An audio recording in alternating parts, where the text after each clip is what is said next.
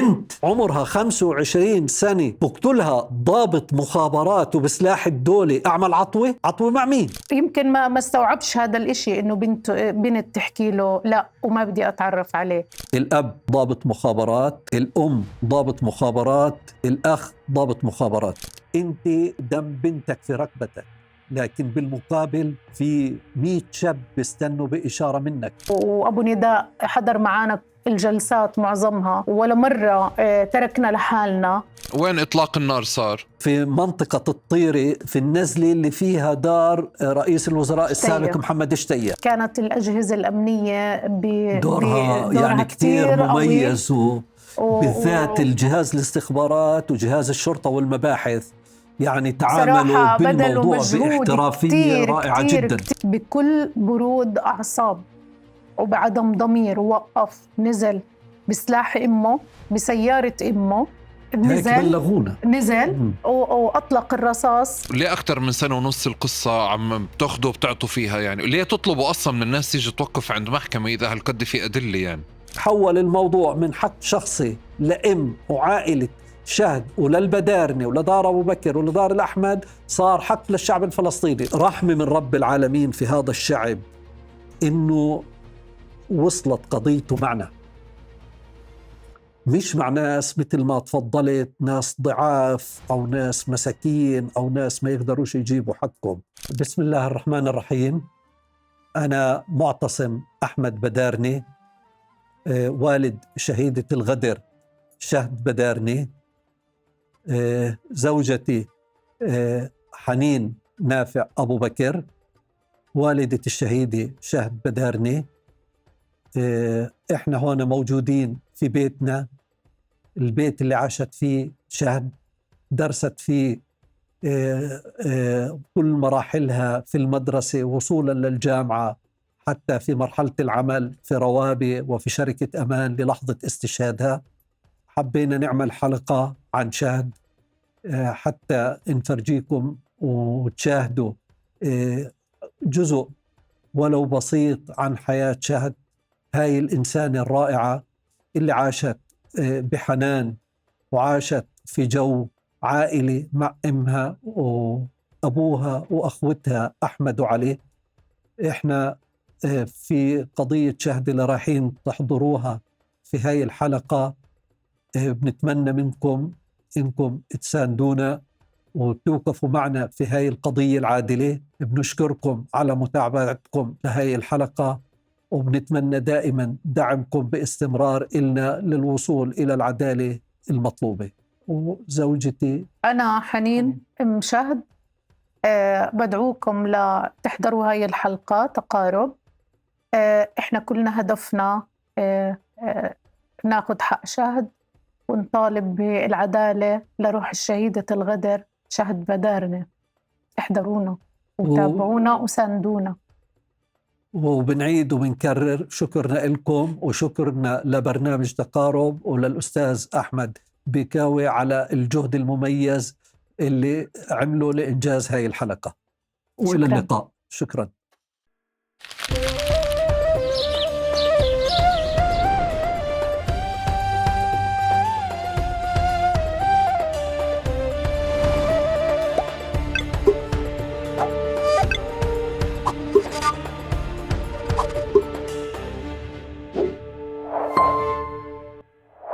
مرحبا وأهلا وسهلا فيكم في حلقة جديدة من بودكاست تقارب. معكم أنا أحمد البيقاوي في حلقة استثنائية في بودكاست تقارب مع عائلة المغدورة شهد بدارني، الوالد معتصم بدارني والسيدة حنين أبو بكر بدارني.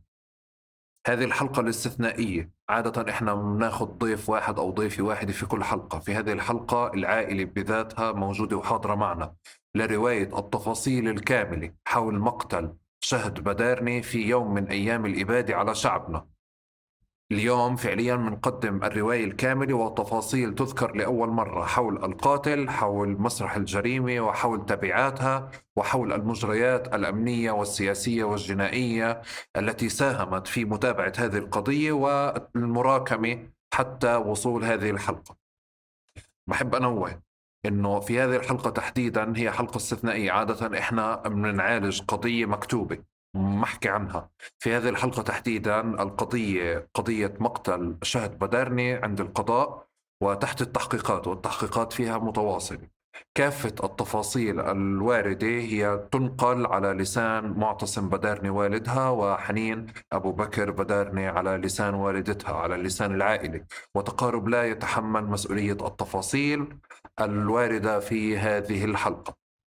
بدي أحكي وأشارك إنه طرقت وتبعت هذه القضية من بدايتها، لأنه لمستني بمعنى إنه خلال الإبادة على شعبنا وانشغالنا كلياتنا في متابعتها ومتابعة إبادة شعبنا، البعض أو شخص ما انسل وتسلل واعتقد إنه ممكن يهرب بفعل ما بقتل صبي، ولكن كان وراءه عائلة، وراء قضية بنتهم اللي تتبعت، وبعض الظروف اللي تصادفت وجعلت منهم عائلة محظوظة في ضمن أو بالمقارنة مع عائلات فلسطينية أخرى، اللي خلت هذه القضية ما تتخبى وكشفت التفاصيل باللحظات الأولى أو بالساعات المبكرة الأولى، وحطتها على الطاولة وجعلتها أمر واقع، وفرضت التعامل مع القاتل كأمر واقع. الجانب الثاني، عادة العائلات تفضل الهروب أو التجاوز أو تجنب الدخول في تفاصيل تحديدا في قضايا الصبايا المقتولات،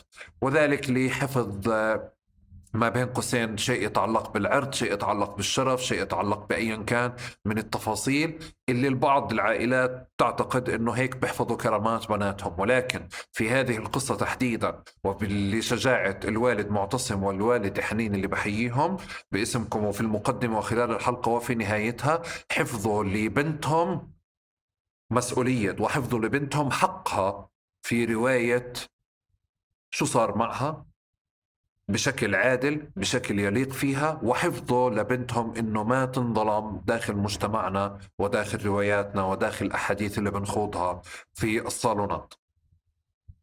قبل ما أبلش وأترككم مع الحلقة، بدي أشكركم على اشتراككم في قناة اليوتيوب، الاشتراك في قنوات الاستماع، ومشاركتكم هذه الحلقة مع كل حدا ممكن يكون مهتم بجرائم قتل النساء أو بكيفية متابعة حقوق القتل أو حقوق المقتولين والمغدورين في فلسطين، أو حتى فعليا كيف تعمل الأجهزة الأمنية في القضايا الجنائية وكيف أصلا المجتمع يتعامل مع هذه القضايا. شكرا لمشاركتكم هذه الحلقة مع كل حدا ممكن يكون مهتم فيها من هدول ومن غيرهم. شكرا أيضا على مشاركتكم ومساهمتكم في الإعداد لهذه الحلقات ومشاركتكم أفكاركم ومقترحاتكم للمواضيع والضيوف. وشكرا لكل من يساهم في استمرار تقارب من خلال الدعم المادي الموجود في الرابط الدعم في الوصف. وبهيك بنبدأ. صحيح. تمام.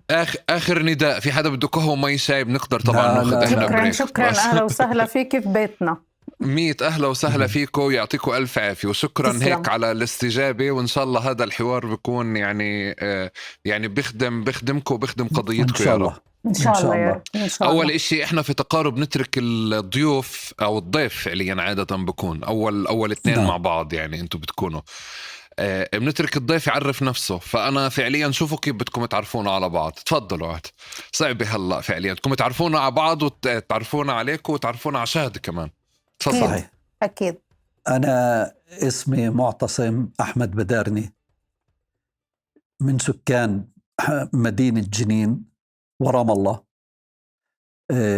عملت آخر وظيفة إلي في البنك العربي في رام الله وفي جنين، وعملي أثناء عملي في البنك العربي من سنة 2005 لل 2015 كان بتطلب مني وجود وشراء شقة في مدينة رام الله. سكنت في رام الله في شقة إلي خلال هاي الفترة. في 2015 تعينت مدير للبنك العربي في جنين، رجعت سكنت في 2015 في جنين. في هاي الأثناء كانت بنتي المرحومة شهد في بداية التوجيهي، سكنت في رام الله ودرست المرحلة الثانوية في رام الله، وبعديها شهد انتسبت لجامعة خضوري صحافي وإعلام.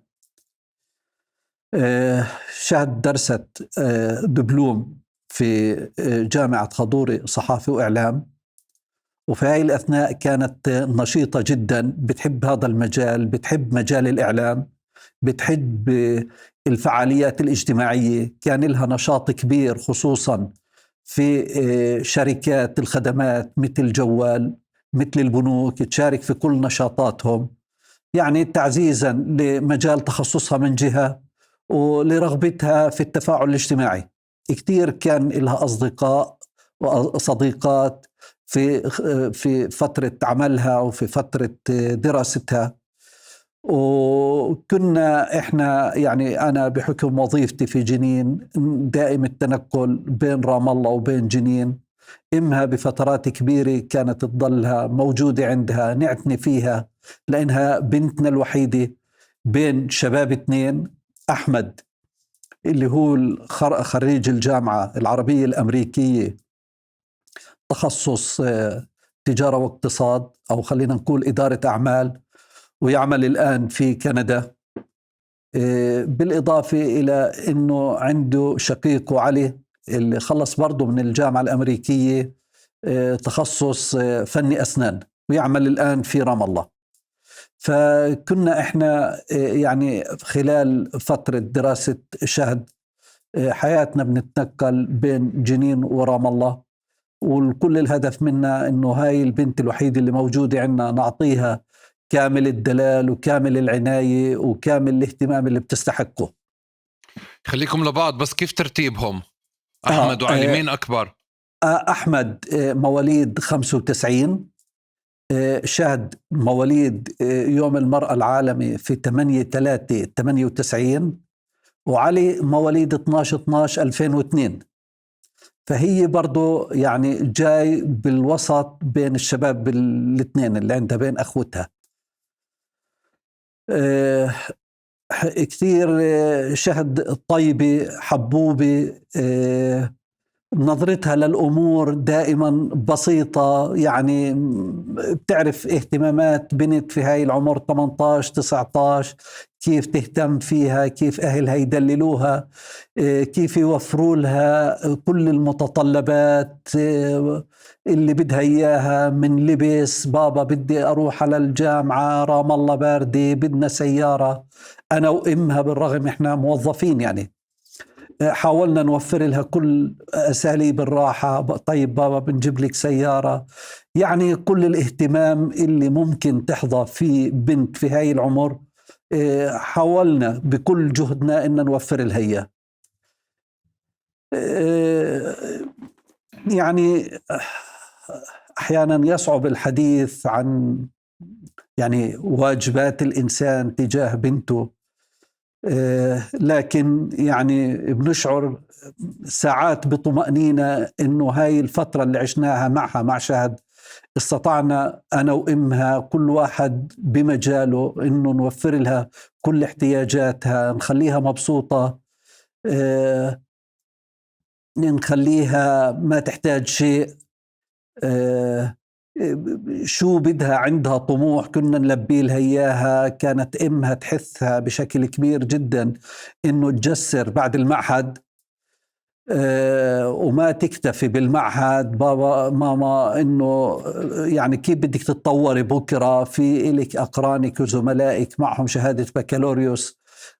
وبالتالي خلينا نقول كان جهد من الأم إنه تقنعها إنها تسجل في جامعة القدس المفتوحة، وسجلت حقيقة في جامعة القدس المفتوحة في تخصصها على أساس إنها تكمل وتجيب بكالوريوس، وكانت قاطعة تقريبا فصل أو أكثر من فصل في جامعة القدس، قطعت أكثر من فصل كانت. تفضل. بدي أسألك مين عاطفي فيكو أكثر أنتو؟ يعني اطلع كل واحد يعني دائما الأب لا بينك أنت وبين أم أحمد. باتجاه شهد يعني؟ لا بشكل عام هسه أول إشي. لا في اعتراف هون. شوف أحكي لك شغلة، الأب واجباته بتختلف عن الأم. الأب بنظر للصورة الكلية، يعني الأم عاطفية أكثر، لأنه هذا المجال بأخذ منها كل المساحة بالتفكير، بالتأكيد مش بس تجاه كل المواضيع سواء شاهد أحمد علي أو واقع الحياة. الأب نتيجة خبرته العملية في الحياة وتجاربه كثير مع الناس بيكون موضوع العاطفة أقل، لأنه بدخل موضوع العقل، والعقل مبني على التجارب، تجاربك مع الناس. يعني أنا اشتغلت مدير بنك لمدة 8 سنين، تجاربي مع الناس وتجاربي من خلال المجتمع ومن خلال الاحتكاك بالناس والتركيز على الهدف النهائي. يعني أنا ابني مثلا بدي ينجح، أحيانا بتكاسل بتراخى في دراسته، ما بقدر أبين الجانب العاطفي، أنا بركز على الهدف النهائي، على بس أنا على شو مع الوقت بصير تطلع العاطفة تبعت الرجل أكثر، فبصير فعليا انه انت اخذت هيك عشت عمر، او الاباء عادة بيعيشوا عمر احنا يعني بتعرف صحيح محسوبين علينا انه مش عاطفيين، وبس مع الوقت بصير تطغى العاطفة. برضو صحيح في منه، بس في عندك انت سفينة فيها زوجتك فيها أولادك، إذا تركت عاطفتك تجرف وتروح لمدى أكثر مما هو مسموح إله وتتساوق معهم في عاطفتهم، حتى في حدث كبير مثل قصة رحيل شهد، السفينة ممكن تغرق، مزبوط. السفينة ممكن تتوه. يعني هي عبارة يعني الحياة كلها معركة ورا معركة ورا معركة. بالمعركة اللي احنا بنخوضها جزء كبير منها معركة كسر إرادات. سهل جدا إنه الأم تنكسر إرادتها نتيجة العاطفة الكبيرة اللي بتحملها. سهل جدا إنه الأولاد تنكسر إرادتهم نتيجة خلينا نقول أفعال غير محسوبة ممكن يقوموا فيها، ما توصل للنتيجة النهائية والهدف اللي بدك إياه. يعني إحنا بنحكي عن حق، وهذا الحق ما لازم يضيع، وأمامنا كل الوسائل لتحقيق هذا الحق اللي إلنا إحنا. هسا أنت بدك تدرس كل المعطيات الموجودة، بدك تدرس كل الظروف الموجودة، بدك تدرس كل الأدوات اللي بين إيديك. بالنهاية ما بدك تخلي أداة تطغى على أداة، أو تفكير أو جانب من تفكيرك يطغى. بدك تخلي أمامك الهدف الرئيسي اللي توصل له، اللي هو حق شهد. إحنا في قضيتنا من البداية كنا أمام خيارات كثيرة، بتعرف بتواجهك شو بدنا نساوي. المجرم أصبح بين إيدين القضاء، ما بتقدر توصل. شو بدنا نعمل في مجتمعنا المحلي ونحكيها؟ يعني بروحوا بحركوا دور وبحركوا سيارات وبحركوا مزارع. هل حقيقة بالنسبة إلنا شهد تقاس بسيارة؟ هل أنا بدي أحصل على حق شهد سيارة أو دار أو أتعرض لمحل تجاري؟ شهد بالنسبة إلنا أكبر من هيك بكتير، أكبر من القاتل وعائلة القاتل كلهم لو تجمعهم على بعض. وبالتالي كان أمامنا القانون، وكان اللي حفزنا مثل هيك إنه إحنا لما يعني في اللحظة الأولى لما وصلنا كان أمامنا التعامل مع الأجهزة الأمنية والشرطة وبقية الأجهزة، ما قصروا معنا، فرجونا يعني العناية الواجبة بمثل هيك قضية، فرجونا مدى الاهتمام اللي موجود من جميع الأجهزة الأمنية اللي تعاملت مع الموضوع. حتى كنا نشعر في التعامل، يعني كأنهم بيتعاملوا مع بنتهم اللي فاقدينها. هذا الحكي بعث فينا الطمأنينة ودفعنا لخيار إنه نروح باتجاه العدالة. بالإضافة لهيك يعني مجريات القضية لما توجهت باتجاه القضاء برضو لاحظنا الاهتمام الكبير من جانب القضاء بهذا الموضوع، وبرضو عزز أبو أحمد معلش ثاني دي أوقفك، بس أظن صار ميوت الصوت. صار عندكم ميوت على الجهاز، بنفع بس ترفعها على الزوم. أنا مو سامعة.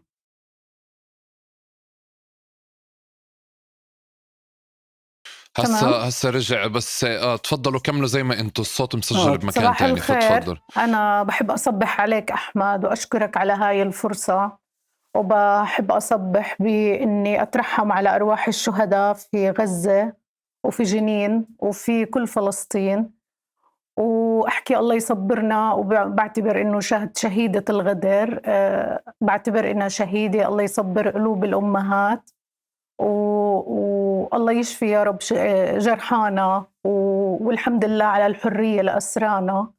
بداية بحب أنا أبلش بتحية لفلسطين، تحية لإلك، إنه أنتوا كمان بالغربة جزء من هاي نوصل صوتنا ونوصل رسالتنا، وهذا شكر كبير لإلك إنك أنت يعني اهتميت في موضوعنا. أنا اسمي حنين أبو بكر، أنا أم لأحمد وشهد علي، مواليد الكويت، سكان الكويت، عمان، بعدين تزوجت هون. كان عندي أهلي، مو عندي، أنا عندي أطفالي، ولادي هم كل حياتي. شهد أكيد لأنها بنتي الوحيدة، هي فرحة عمري. كأم أنا سعيد دايما إنه أولادي يكونوا ناجحين ومتفوقين، وما بدي أدعي المثالية يعني، بس كأم عادي طبيعية إنه بحب أولادي يكونوا أحسن الناس وأنجح الناس.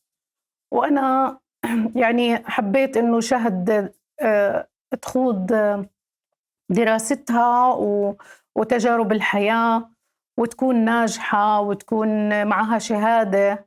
والحمد لله تعبت على أولادي وتعبت على شهد، وزي أي أم كبرت بنتي، وأنا بتمنى إني أفرح فيها كصبية تحقق طموحها زيها زي البنات، وأفرح فيها كعروس. يعني اللي صار إنه ربنا أراد إنها تكون شهد عروسة الجنة إن شاء الله. شهد كانت من يعني بتحكي معي ونحكي مع بعض وتبكي على شهداء غزة وعلى أطفال غزة وتقولي ماما يا حرام الأطفال. يمكن ربنا هيك اختارها إنها تكون صح شهيدة الغدر، وهذا الإشي كتير مؤلم. بس إذا بدي أفكر بالإشي الإيجابي إنه ربنا أخذ شهد عنده عروسة الجنة، شهيدة مغدورة مظلومة. هاي كرامة من رب العالمين لشهد، هو بحبها، حماها من إشي كتير أكبر. إذا بدي أفكر من الناحية الإيجابية، طبعاً اللي صار إشي أكبر من إنه عقلي يستوعبه إني أنا أفقد بنتي وبهاي الطريقة البشعة، ومن يعني من ضابط يفترض إنه مجرم، يفترض إنه هو يحمي أولادنا ويحمي بناتنا، مش إنه يتطاول عليها. إحنا مش يهود، إحنا بكفي اليهود اللي ضدنا واليهود اللي إحنا يعني بنخاف منهم. فلازم إنه إحنا نعيش بحرية على القليل وبأمان. يعني أقل إشي إحنا مش طالبين إشي غير إنه الأمان بمجتمعنا الفلسطيني، إحنا نكون في أمان، بناتنا بأمان، يدرسوا يتعلموا يعرفوا حقوقهم يشتغلوا. لأنه أنا كأم تعبت على بنتي عشان أفرح فيها، يعني زي أم. وشهد كانت من أطيب البنات ويعني من أنقاهم، مش لأنها بنتي بس، الحمد لله بشهادة الجميع إنه شهد كانت طيبة. وأنا يعني كأم كنت الحمد لله بسعى إني أنا يعني أربي أولادي على الطيبة وعلى المحبة، والحمد لله ولا مرة زرعت فيهم حقد أو كره لحدا أو إنه يوصلوا لمرحلة أي إشي انتقام أو إجرام أو يعني الحمد لله لا أدعي المثالية، ولكن زي أي أم طبيعية في هذا المجتمع يعني الفلسطيني الحمد لله. خليكي وديمك. أنا أبو أحمد سمعتيه حكى لنا شوي عن العيلة وعن شهد، بنفع أنت تكمل الجزء الثاني؟ وبدي أسألك سؤال قبل، تعرفي مين تفضل. العاطفي أكتر فيكو؟ أكيد الأم بالعادة، أنا أكيد عاطفية أكتر. بس أنا بحس الأب بكون مظلوم بهذه المعادلة كمان. يعني أنتوا كرجال أكيد بدكم تتحيزوا على بعض مع بعض، يعني شو مجتمع ذكوري طبعا لازم تتحيزوا لبعض. أكيد ما حد بنكر يعني عاطفة الأب، ولكن هي عاطفة الأب يعني تتمثل بأشياء عطاء مادي أكثر من الأم، يعني تلبية الحاجات وتلبية الرغبات، وهاي نوع من العاطفة ولكن تترجم بطريقة تانية. عرفت؟ إحنا عاطفة الأم إنه أنا ما بقدر أتخيل إنه مثلا ابني أو بنتي يمرضوا، أنا ما بينما عنديش الأب شك ممكن بعاطفة الأم. بس أنا ما الأب عندي ممكن شك. يكون مشغول في شغله، فهذا الحكي مين رح يقوم وممكن فيه؟ الأم كمان الأم تكون مشغولة. ممكن. هلا أنا بحكم إني أنا ما بشتغل، أكيد أنا كل حياتي أوكي. كرستها لأولادي ومع أولادي، باخدهم بجيبهم بوصلهم بدرسهم بشتري أنا وياهم الأغراض، يعني باخدهم على الدكتور، بضل معاهم، يعني بختلف الأدوار. هو عرفت؟ بيختلف. انا بس عشان اوضح حالي بلاش الناس تصير تسب علي، يعني مش لا تشكيكا أكيد. بعاطفة الام، بس احيانا بشعر انه الاب كمان لانه هيك اخذ دور ما اللي هو تقني وعملي طوال الوقت، فلا ترى عاطفته بهذه الظروف او بظروف صعبة او بمحطات ما فجأة بتطلع عاطفة غير معهودة، يعني مش متشافة. فهذا كان نعم. سؤالي، هو مش تشكيك بعاطفة لا الام، لا لا ولكن يعني أبداً. لا. استحضارا لعاطفة الاب. يعني نعم. تفضلي كملي لي اللي انا بعرفوش، اللي ما حكالناش يا ابو احمد في مشهد العيلة. احنا من البداية كنا متفقين على انه حق شهد رح ناخده بالقانون. صار المجرم في ايد العدالة، احنا ما منشكك في قضائنا ولا منشكك، احنا واثقين تماما بانه القانون رح يجيب لنا حقنا. القانون الفلسطيني ما عنده كبير وصغير، ما عنده محسوبيات. القانون الفلسطيني فوق كل المحسوبيات. قانوننا عادل، احنا لجأنا للقانون ورح نستمر في القانون ورح نجيب حق شهد بالقانون. لازم الناس تتعلم انه الصلح العشائري رح يظلم اي مظلوم. ما رح نتعاطى بصلح عشائري ولا احنا بدنا صلح عشائري. يعني انا ما في إشي في الدنيا بعوضني عن شهد، ولا جمل ولا بيت ولا مصاري ولا أرض. ما في إشي بعوضني عن لحظة كنت أنا وشهد فيها سعيدين، أو شهد تركت دائما بحكيها وبوجعني قلبي عليها، إنه شهد تركت فرشايتها على المراي، والشعر اللي على فرشاية شهد عندي بتسوى الدنيا. أنا هو قتل بنتي، لكن هو أنا قتلني وأنا عايشة. أنا كانت هي شهد حياتي. كمان أهلي مش هون، شهد كانت تغطي كل إشي في حياتي، هي وإخوانها أكيد، بس تعرف كدور بنت يعني مع إمها. إحنا كنا شهد بنتي وحبيبتي وقطعة من قلبي وروحي وصديقتي. وحكيت يمكن شهد لما أنا كنت حزينة أكون بدي أمي الله يرحمها، كانت شهد تقول لي اليوم أنا أمك، أنا بدي أدللك. لهاي الدرجة شهد حنونة، يعني حنونة علي، حنونة بغربتي. بعتبر حالي غريبة، أهلي مش عندي، فهو يعني هي كانت صراحة كل إشي بحياتي. والكل بيعرف علاقتنا أنا وشهد قديش كانت قوية، أم وبنتها صديقات. مش عارفة شو أحكي لك كمان. بدي أسألك، كانت تحب جامعة خضوري وتحب طول كرم ولا لا؟ شهد ما كانت في طول كرم، شهد كانت في جامعة خضوري في رام الله. هي بتكون أوكي. فرع من على دوار التشريعي في رام الله.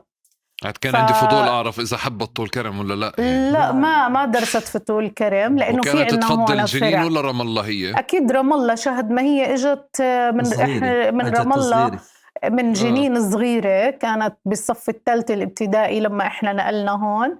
وشهد كانت بتعرف من وهي صغيرة لكبرت وهي في رام الله، درست في مدارس رام الله، وكانت هي وإخوانها في المدرسة مع بعض وكملت يعني. فبعدين درست هون في كلية خضوري اللي هي هندسة صوت. وبعد ما خلصت أنا بصراحة كنت حابة كتير إنها تكمل، وحكيت لها ماما ادرسي كملي إشي بمجال شغلك ودراستك. فكانت في القدس المفتوحة بتدرس ديجيتال ماركتينج.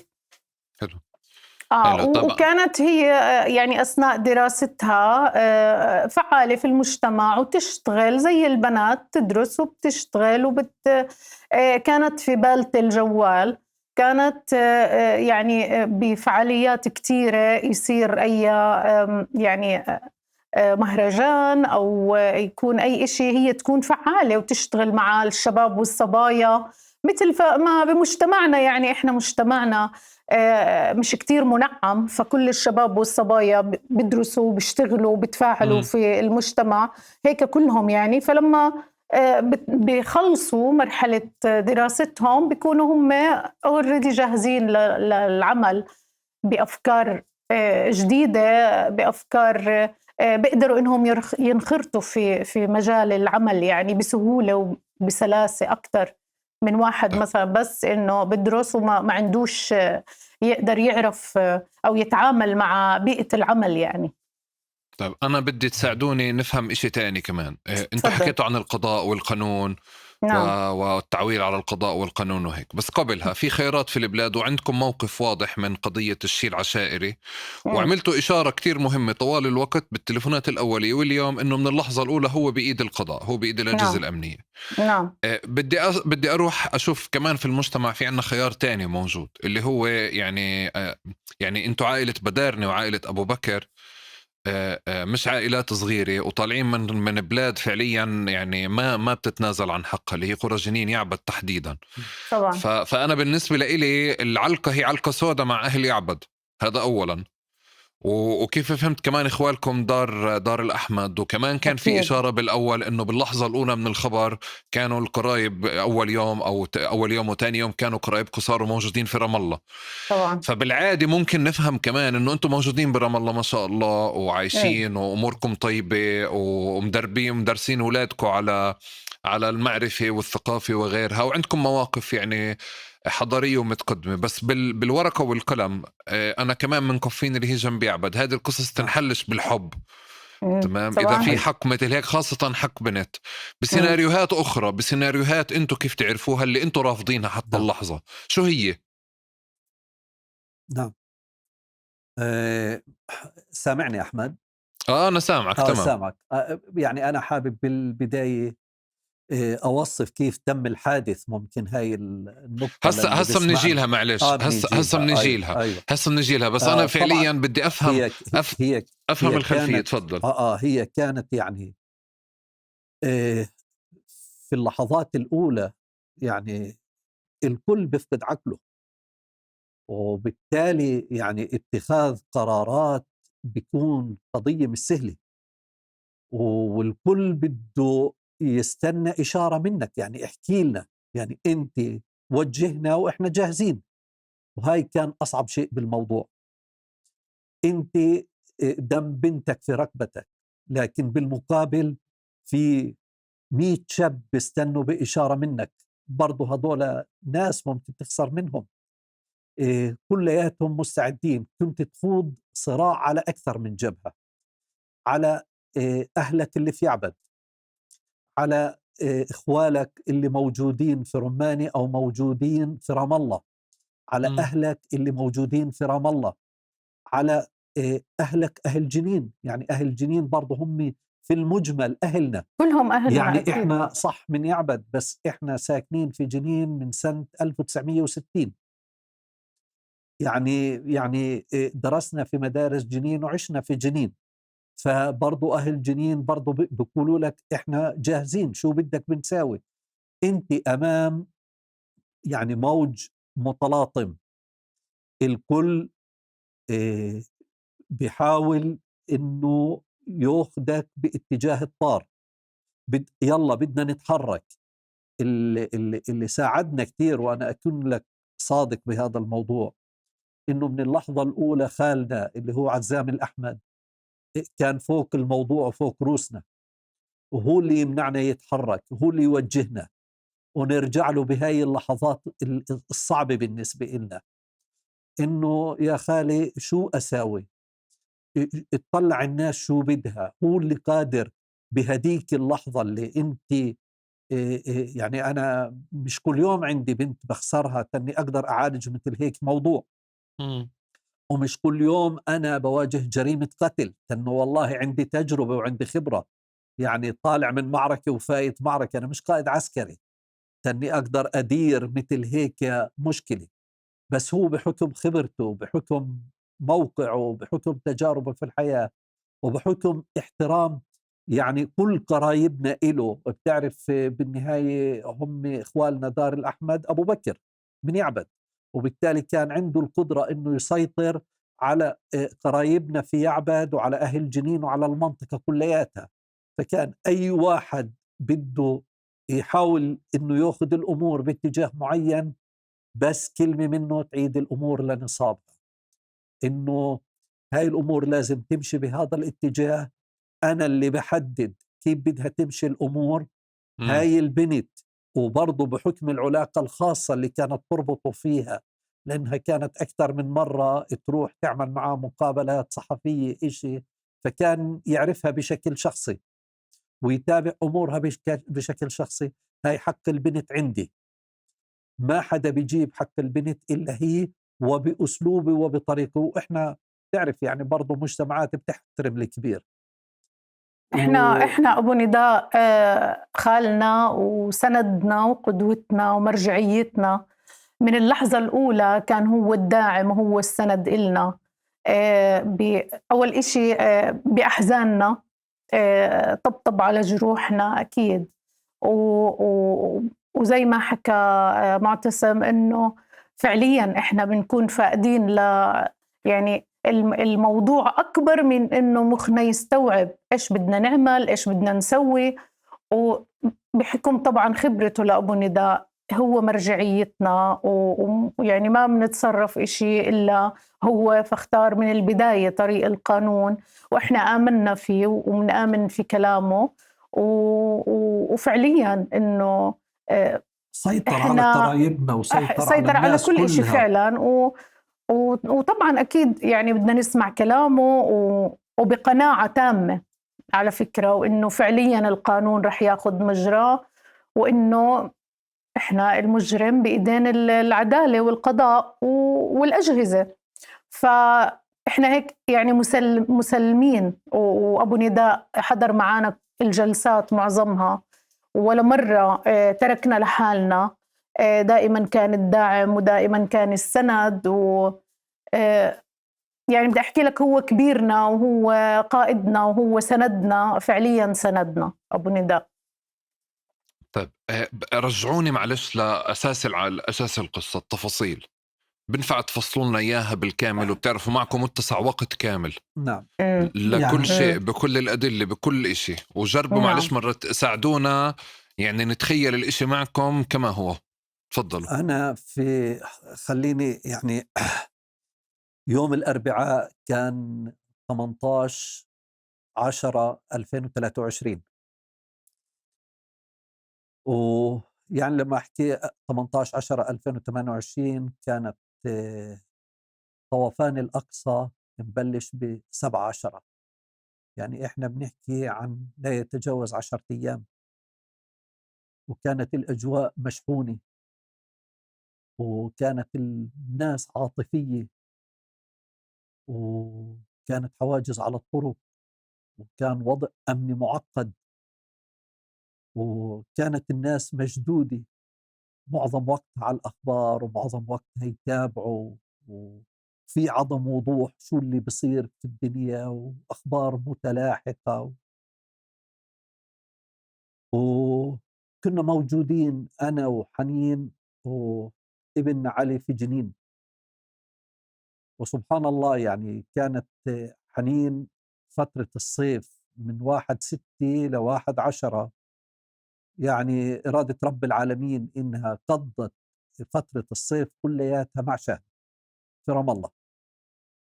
يعني شهر 6 كله 7 و8 و9 حوالي 4-5 أشهر كاملة قضتهم مع شهد، إرادة رب العالمين.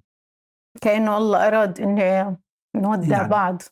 وأنا كنت موجود مع علي في جنين، وأجت حنين ب1/10 يعني روحت على جنين وكنا موجودين هيك. الساعة تقريبا 11 يعني 11 ونص، بحكي لحنين بحكي لها انتوا ضلكم سهرانين انت وعلي على التلفزيون وانا بدي افوت انام. ففتت نمت تقريبا بين 2 والتنتين ونص بتفاجأ انه حنين داشة على غرفة النوم وبتحكي لي قوم قوم اصحى اصحى، ايش في. حكت لي في اشي صاير مع شهد ما بعرف شو هو. بيحكوا انه مستوطنين او حادث صار اشي، يعني روايات متضاربة بس ما بنعرف شو ال ال ما بنعرف مستوطنين مش مستوطنين، هذا حادث بعد سير. حادث هاي سير كان في البداية. بلحظتها شو اللي فالمهم طب وين نتحرك على رام الله؟ يعني انت بتحكي عن كميات هائلة جدا من الحواجز والجنود بين جنين ورام الله، وما حدا بيتحرك على الطرق. ما فكرنا بشيء على الإطلاق. خلال لحظات 10 دقائق كنا مجهزين حالنا. حتى أهلنا في جنين ما حكينا لهم شو فيه. ركبنا بها السيارة وطايرين طالعين، تقريبا طلعنا 2:30 أو بجوز 3:15. كانت في البداية حنين تتواصل مع أصدقاء مشتركين، ما بعرف طبعا بتعرف بحكم مين بنات وكذا وأصحاب صاحبات لشهد وصاحبات لأم شهد أم أحمد. وفجأة تقريبا لما وصلنا عند الفندق، قرية الفندق باتجاه مفرق سرة، انقطع الاتصال مع الناس، يعني الناس بطلوا يجاوبونا. ورحنا من هناك، وأنا كانت بدي أطلع من حاجز على طريق يتسار، رجعوني. اضطريت أروح على الفندق ومن هناك عن طريق وادي قانا وديرستيا، وأنزل من هناك وجيت على حاجز بيت إيل اللي هي زعترة. تصور إنه مئات الجنود واقفين، ما شفتش حدا. يعني بعدين انتبهت إنه الجنود بعد ما تخطيتهم كيف مرقت عن الحاجز وكيف مرقنا عن الحاجز عشرات الجنود والسيارات ما بنعرف. خلص يعني كل عقلنا كيف نوصل رام الله. وصلنا رام الله ما عرفنا وين توجهنا، وين نروح. رحنا في البداية في مقر للأمن الوقائي موجود في منطقة البالوع. صرنا ننادي على البوابة، ما حدا بيطل علينا، يعني ظروف الحرب والحالة مين اللي بينادي. بعدين اتذكرنا في مركز شرطة في البالوع، مركز الشرطة الرئيسي. رحنا هناك استقبلونا ودخلونا عندهم في مركز الشرطة. تحبي تحكي شيء؟ كملي. بدي أحكي لك كيف كان يوم الأربعاء. طبعا هذا كان طبعاً صار أنا 19 الشهر احنا اللي بنحكي اللي وصلنا فيه يعني وقتها. نعم. أنا طبعا من أول ما أصحى من النوم، لما ما بكون عند شهد ولما بكون أنا وشهد بنتواصل من الصبح، بنضلنا مع بعض كل ساعة، بنفقد بعض، ماما شو بتعملي، شهد شو بتعملي، لحد ما نختم النهار بتصبحي على خير يا ماما، بتصبحي على خير يا شاهد، ونصحى تاني يوم. يوميها كانت في إجازة عندهم، فأظن حداد على المعمداني هيك. قصف في المستشفى المعمداني. فضلينا متواصلين طول هداك اليوم أنا وشاهد. تواصلنا أنا وأخوانها على جروب العيلة بنحكي. كانت الساعة تقريبا 8:30. أحمد قال لي ماما وين شهد؟ ما مش طالعة معانا، بدي أحكي معاها. بعت لها شهد ادخلي معانا ماما، فقالت لي يلا هلا. دخلت معنا شهد وقعدنا نحكي ونضحك ونمزح عادي يعني. بتحكي لي ماما أنا بدي أروح عند صاحبتي. قلت لها من أيام الدراسة صديقتها يعني، من يوم ما أجت على رام الله من الصف الثالث ابتدائي. قلت لها أوكي ماشي الحال. تركتنا شهد الساعة 9 تقريبا وقالت لي ماما أنا هلأ رايحة. وبتعرف الدنيا صيف، الناس بتطلع بتروح بتيجي، الأجواء أمان يعني. صديقتها متزوجة وساكنة في الطيرة. راحت شهد وصلت، وكالعادة لما بتروح أي مكان بتطمني ماما أنا هيني أنا وصلت والأمور تمام. رجعت فتحت معنا الكاميرا وكانت بتلعب في بنت صديقتها. وبقولها أحمد مين هاي؟ بتقول له هاي بنتي. كانت تتمنى شهد يكون عندها بنتين لأنها هي وحيدة. فضحكنا وكذا، وقالت لسه بتحكي مع ابنك وهيك، وضحكنا. قلت لها ماشي الحال وانبسطنا وكملنا الحكي، وهي كملت مع صديقتها. الساعة 11:30 بعت لها مساج شهد لساتك موجودة، يلا ماما بكرة في دوام، روحي علشان شو اسمه عشان بكرة في دوام. قالت يلا ماما هيني أنا بدنا نعمل بابونج، نشرب بابونج وأروح. رجعت تواصلت أنا وشاهد تقريبا الساعة 12:15 وحكت لي أنا هلأ شوي طالعة. طلعت شاهد الساعة 12:30. خلال 8 دقايق فقدت الاتصال مع شاهد. بالعادة إنه منكون مع بعض على الخط بنحكي لحد ما توصل البيت تطمني. دغري رنيت على صاحبتها. احنا عم نحكي على المسا صح؟ المسا. رنيت على صاحبتها بقولها وين شهد؟ ببعت لها على الواتساب ما في عندها صحين، عندها صح واحد. أنا فقدت الاتصال مع بنتي خلال 8 دقايق. قالت لي خالته يمكن شهد نامت. قلت لها مستحيل، شهد ما بتنام لتحكي معي، شهد ما بتدخل البيت إلا لتطمني ماما أنا هيني وصلت. بعدين أنا يعني بعرف بالضبط إذا كانت شهد مسرعة بالسيارة من بيتك لبيتي، من الطيرة لبيتنا في الإرسال رح تاخد تقريبا 13 دقيقة. فهاي 8 دقايق شهد ما وصلت البيت وينها؟ خالته ما يعني تطمني. قلت لها خلي إنه زوجها يروح يشوف لي سيارة شهد موجودة عند بيتنا أو لا. فعليا إجا ما قصر ودور على شهد، ما لقيش سيارتها وصاروا يدوروا. فهي قلت لهم يعني وين شهد؟ صرت أتواصل مع صحباتها مع أنه وين شهد؟ دوروا لي على شهد. كيف يعني شهد تختفي خلال 8 دقايق؟ فصاروا يحكوا لي خلص تقلقيش، إحنا في عنا ضابط في المخابرات وهلأ بنطلع ندور عليها. ونتفاجأ فيما بعد إنه هذا الضابط المجرم هو اللي قتلها، هو اللي كان يتتبعها، هو واقف بالكاميرات مبينة الجريمة إنه هو كان واقف بستناها عند بيت صاحبتها. وبعدين رح نيجي على هاي التفاصيل، بس بدي أحكي لك بس إيش انت صار. مين معلش مرة تانية، مين حكى مع مين؟ يعني مين حكى لكم إنه إحنا بنعرف ضابط؟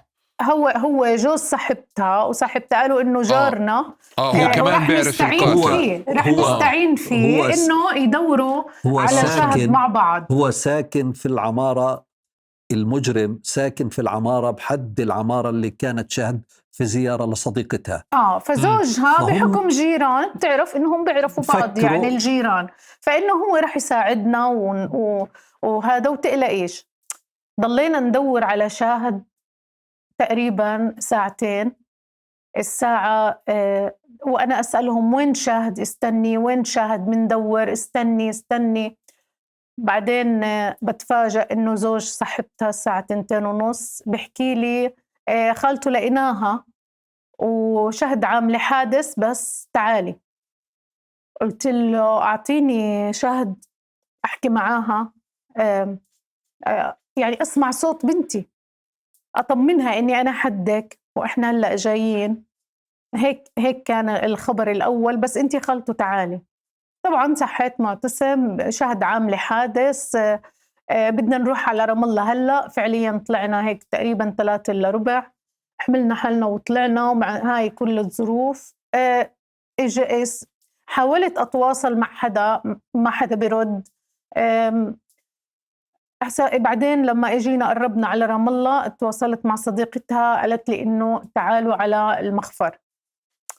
طيب وصلنا على المخفر، إنه طب يعني ليش شاهد بالمستشفى يفترض؟ طب أي مستشفى شاهد؟ لا أنت بس تعالي. فرحنا وصلنا. بعدين لما وصلت، ما يعني إنه لهلأ إحنا بنعرف إنه حادث سير، شاهد عام لحادث سير، ما حد أعطانا ولا أي تفصيلة. بعد هيك يمكن معتصم إجا حكالي إنه إنا لله وإنا إليه راجعون. أنا ما استوعبتش إنه شهد عملت حادث وتوفت. أنا لسه كنت بدي أجي أطمنها. أنا طول الطريق أحكي يا رب مش مشكلة إنه شهد تعمل حادث، بس إنه يا رب الحمد لله لو كانت شهد مشلولة بعد الحادث، أنا بوعدك يا رب إني أنا أقوم فيها وأرعاها زي ما كانت بنت صغيرة، وأنا أرعاها وأدير بالي عليها. أبو أحمد، اسمح لي هون منوقف هلأ بس عشان يعني رح ندخل على التفاصيل، بس بنفع بدل ما نضل نحكي القاتل مين هو، مين القاتل نعم. وشو بروفايله. نعم. القاتل هو اسمه أزار خالد محمد سبيتان، ضابط في جهاز المخابرات الفلسطينية. ارتكبت الجريمة بتاريخ 19/10/2023. تم فصله من جهاز المخابرات الفلسطينية بتاريخ 21/10/2023. القاتل له أسبقيات. للأسف الشديد الدار كلياتها، الأب والأم تتكون، يعني أسرته الصغيرة من أب وأم وأخ. الأب ضابط مخابرات، الأم ضابط مخابرات، الأخ ضابط مخابرات. الأب والأم منفصلين نتيجة جريمة قتل سابقة ارتكبت في طول كرم. الأم تعمل برتبة عقيد أو عميد في جهاز المخابرات، كانت مسؤولة عن الجندر النسائي. وطبعا بتعرف يعني هاي إحدى المآخذ عنا، إنه للأسف الشديد يعني أحيانا الأبناء بغض النظر يصلحوا أو لا يصلحوا، إلا إنهم بدخلوا في أجهزة الأمن فقط لأنه آبائهم كانوا بيشتغلوا في أجهزة الأمن. طبعا وهذا الحكي بثير يعني إشارات استفهام، يعني ليش الابن يروح يدرس في جامعة الاستقلال وهي جامعة ملك للشعب الفلسطيني بس لأنه أمه وأبوه ضباط؟ طب فحصتوا أنه هذا الإنسان بيستاهل أنه يكون ضابط؟ فحصتوا أنه من ناحية أكاديمية ولا من ناحية سلوكية، يعني بأي طريقة أنه كل أولادكم بروحوا بدرسوا وبصيروا ضباط؟ على كل حال هاي اللي صار. طبعا الخلفية أنه الأب ضابط أمن والأم ضابط أمن والأخ ضابط أمن، بتعرف أحيانا بتخلق جو من الشعور الفائض بالقوة العنجهية تجاه المجتمع. وفي مصطلحات كثيرة دخلت للشارع الفلسطيني وللذاكرة الفلسطينية وعند الشعب الفلسطيني، إنه انتقلنا من أبناء للشعب الفلسطيني لأبناء له المشروع، يعني يعتبر نفسه ابن حامل هالمشروع، وإنهم هذول الشعب الفلسطيني بالنسبة له يعني لازم يؤدوا ولاء الطاعة وولاء الخضوع والخنوع لأبناء المشروع. إحنا حامين مشروع. وهذا طبعا الحكي لا يجوز تعميمه. انت ما بتحكي عن الكل. ياما في ناس تخرجوا من أبناء الأجهزة الأمنية بترفع راسك فيهم وبيشرفوك، وياما في أولاد ضباط محترمين لكن احنا بنحكي عن مشكلتنا. احنا ما بنقعد ما بنعمم وما بنقول الناس كلها هيك، لكن بواقع مشكلتنا هذا اللي صار انك انت بتتعامل مع واحد ضابط امن، ضابط مخابرات، امه ضابط مخابرات، ابوه ضابط مخابرات، ومنحرف بالنهاية. مين اللي ساعده بالانحراف؟ لولا البيئة والجو اللي عاشه. بتبلش من الجو الأسري بالأول قبل ما ننتقل لجو العمل ولا أي جو تاني. مين أعطاك هذا الفائض بالقوة؟ مين اللي أعطاك إنك أنت تعتدي على الناس؟ مين اللي أعطاك نعم. اسمحوا لي بس عشان نتساعد شوي قدر نعم. الإمكان بس بهذه القصة بهذه التفاصيل الانطباعات شاركني إياها كانطباعات يعني كتحليلات. نعم. ولكن المعلومات خليها معلومات. فأنا بالنسبة لي بس بدي أجرب أخذ من الإشي. نعم. أنه هو الرجل هو ضابط. نعم. في جهاز المخابرات، أخوه ضابط في جهاز المخابرات، أمه وأبوه كمان ضباط في جهاز الأجهزة المخابرات. وكيف نعم. تفضلت فقط أنه هنالك موثق أنه صار في تاريخ العيلة أو بتاريخ ما هنالك جريمة قتل صارت في مرحلة من المراحل.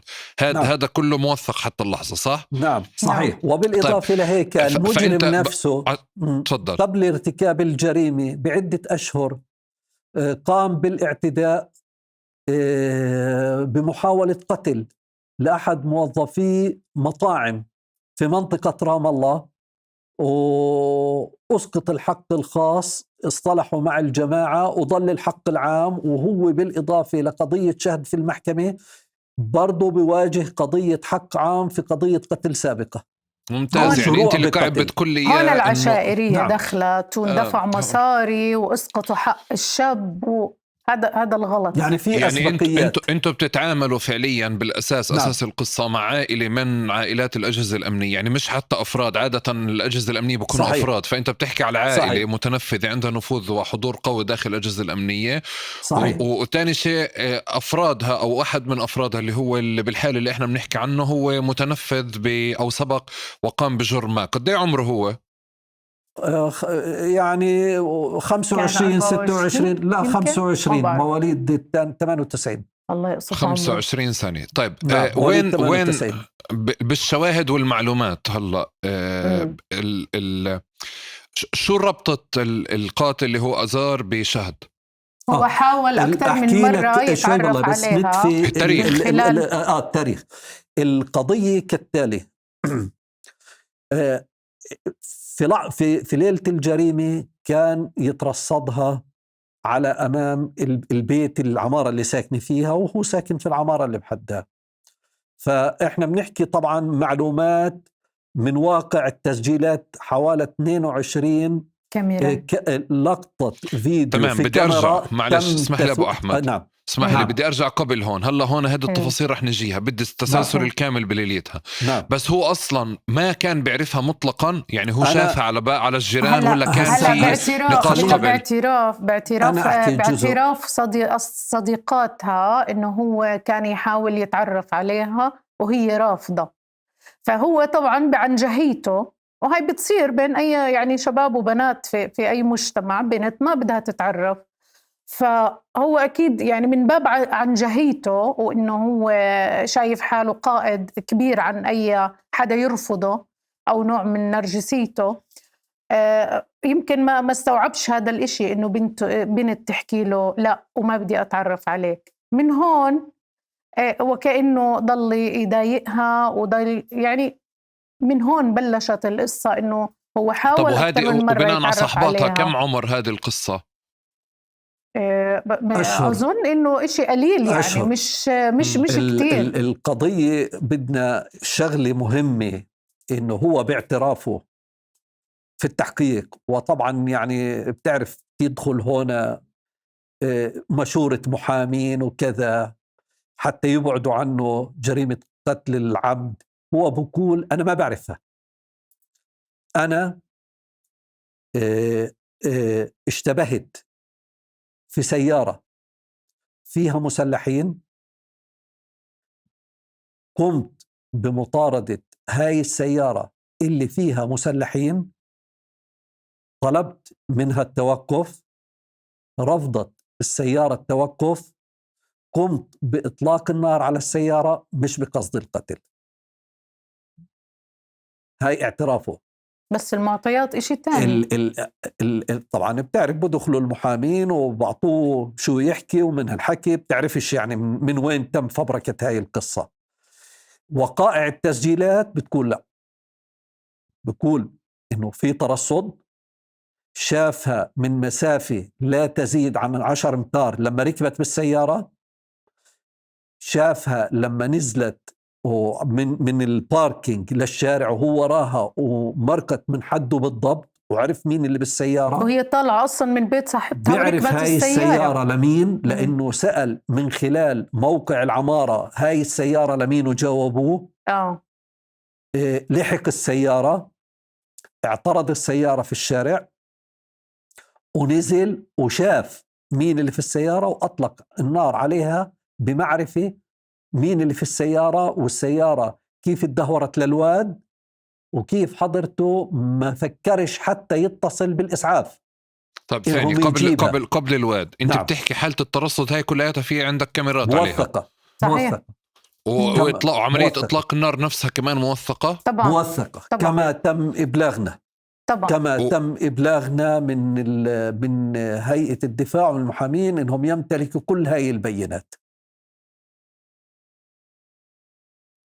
وبناء عليها النيابة العسكرية طلبت وجهت له تهمة القتل العمد مع سبق الإصرار والترصد، بناء على الأدلة اللي موجودة، بناء على الأدلة اللي بين إيديهم واللي بلغونا إنها بين إيديهم وفقا للمادة 387 على ألف. يعني انتم حتى اللحظة فعليا، خليني هيك أقول، إنه لولا هذه الأدلة ولولا هذه الفيديوهات انتم ما كنتوا عارفين فعليا مجريات القصة، ولا بنعرف مين اللي ارتكب الجريمة، ولا بتعرف ولا بحياتنا سمعنا فيه، ولا بنعرف مين اللي ارتكب الجريمة ولا شيء. يعني لأول مرة بنسمع باسمه بعد ارتكاب الجريمة، لم نكن نعرف بهذا الشخص. هذا صراحة هذا صراحة وين إطلاق النار صار؟ قوة بالطيرة. هلا اللي صار مكتب في منطقة الطيرة، في النزلة اللي فيها دار رئيس الوزراء السابق محمد شتية، في نهاية النزلة اللي فيها منزل الأخ محمد شتية، على إيدك الشمال في دخلة تقريبا بتمشي فيها شارع عريض، أعتقد اسمه شارع الشهيد ماجد أبو شرار، بتمشي فيه 150 متر بالكتير، بتيجي على البناية اللي كانت طلعت منها شهد، يعني البناية اللي ساكن فيها صاحبتها والبناية اللي ساكن فيها المجرم، لحقها بال100 متر لنهاية الطلعة. يعني احنا حكينا النزلة هاي اللي فيها الأخ محمد شتية، صارت الجريمة بالمفترق اللي بالنهاية، يعني اللي بنقط شارع الشهيد ماجد أبو شرار مع شارع اللي ساكن فيه الأخ محمد شتية. طب والرصاصة وين إجتها؟ الرصاصة اخترقت السيارة من الخلف، واخترقت الكرسي اللي قاعدة فيها شهد، واخترقت ظهرها من الرئة، وطلعت استقرت في التابلو. وما بعدها اللي فهمته كمان انه السيارة نزلت على واد او وقفت او انضربت. شو صار بعد اطلاق النار؟ فقدت السيطرة على السيارة، والسيارة نزلت على الواد. حنين بتقدر تشرح. يعني هي لما شهد طلعت، بدي أحكي لك من شهد أول ما طلعت من بيت صاحبتها وهو كان واقف بيستنى فيها، طلعت شهد وطلعت هاي الطلعة، هو لحقها. بعد ما لحقها حاول إنه يوقفها، شهد ما رضيت توقف، لفت وبدها ترجع تحتمي في بيت صاحبيتها. فهو راح اعترض طريقها، جاب سيارته قدام سيارتها، وقف. شهد لفت، لما لفت شهد بدها ترجع تهرب منه بكل برود أعصاب وبعدم ضمير، وقف، نزل بسلاح أمه بسيارة أمه، هيك بلغونا. نزل وأطلق الرصاص. دخلت الرصاصة من الخلف بالسيارة وبالكرسي وبالرئة عند شهد الله يرحمها، صابها نزيف داخلي. ووقفت الطلقة بالتابلو، أكيد وقتها ماتت شهد الله يرحمها. ونزلت السيارة على الوادي، يعني لحسن حظها إنه كان في شجرة وقفت لعندها، ولا كان كملت لتحت شهد.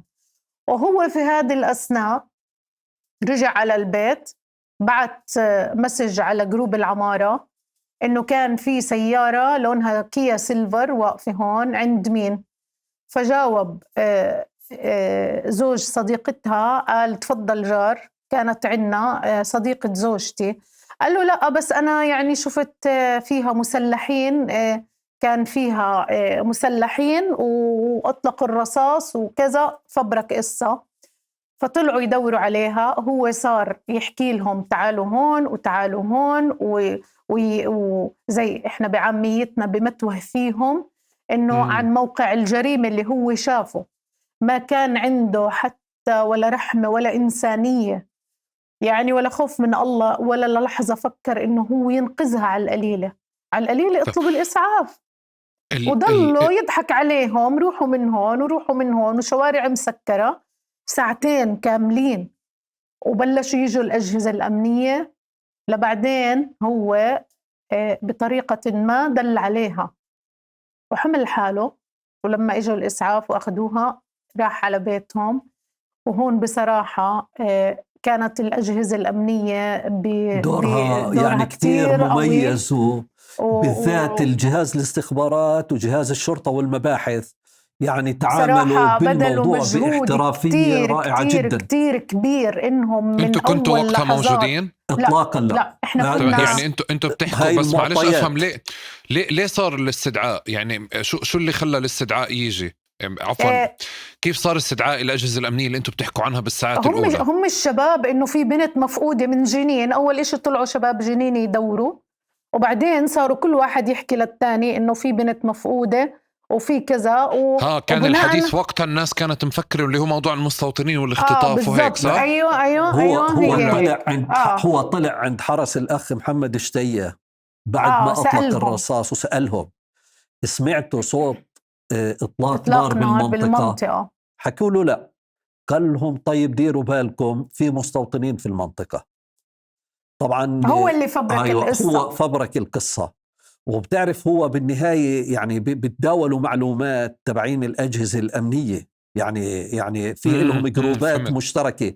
فتم الحديث عن في مرة بالبداية في مستوطنين، بعدين بالبداية في إطلاق نار، بعدين في البداية في مسلحين، بعديها في بنت انطخ. بلشت تتوارد غرفة العمليات في الشرطة وفي الاستخبارات، وبلشوا يطلعوا على الموقع، وبلشوا حتى يتصلوا فيه هو إنه شوف فيه كذا. بلشوا يجوا مع أصدقائنا، بلشوا يتصلوا بالشرطة وبلشوا يتصلوا في الأجهزة الأمنية إنه في بنت اختفت.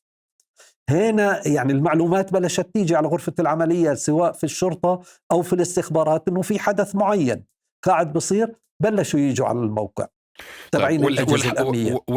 والحديث عن اللي هو حديثه مع البلاغ الأول لعناصر الأجهزة الأمنية أو عناصر حرس رئيس الوزراء السابق محمد شتية، هذا موثق أو هم شهدوا عليه؟ طبعا. والمسجات في جروب العمارة كمان موثقة اللي بتحكوا عليها. صحيح. وأجوا شهدوا يعني فعليا ما أخذش وقت كثير فعليا لحد ما انقلبت الرواية ضده. صح، هذا مجهود الأجهزة الأمنية أخذ يعني من ساعة لساعتين. نعم، من ساعة لساعتين.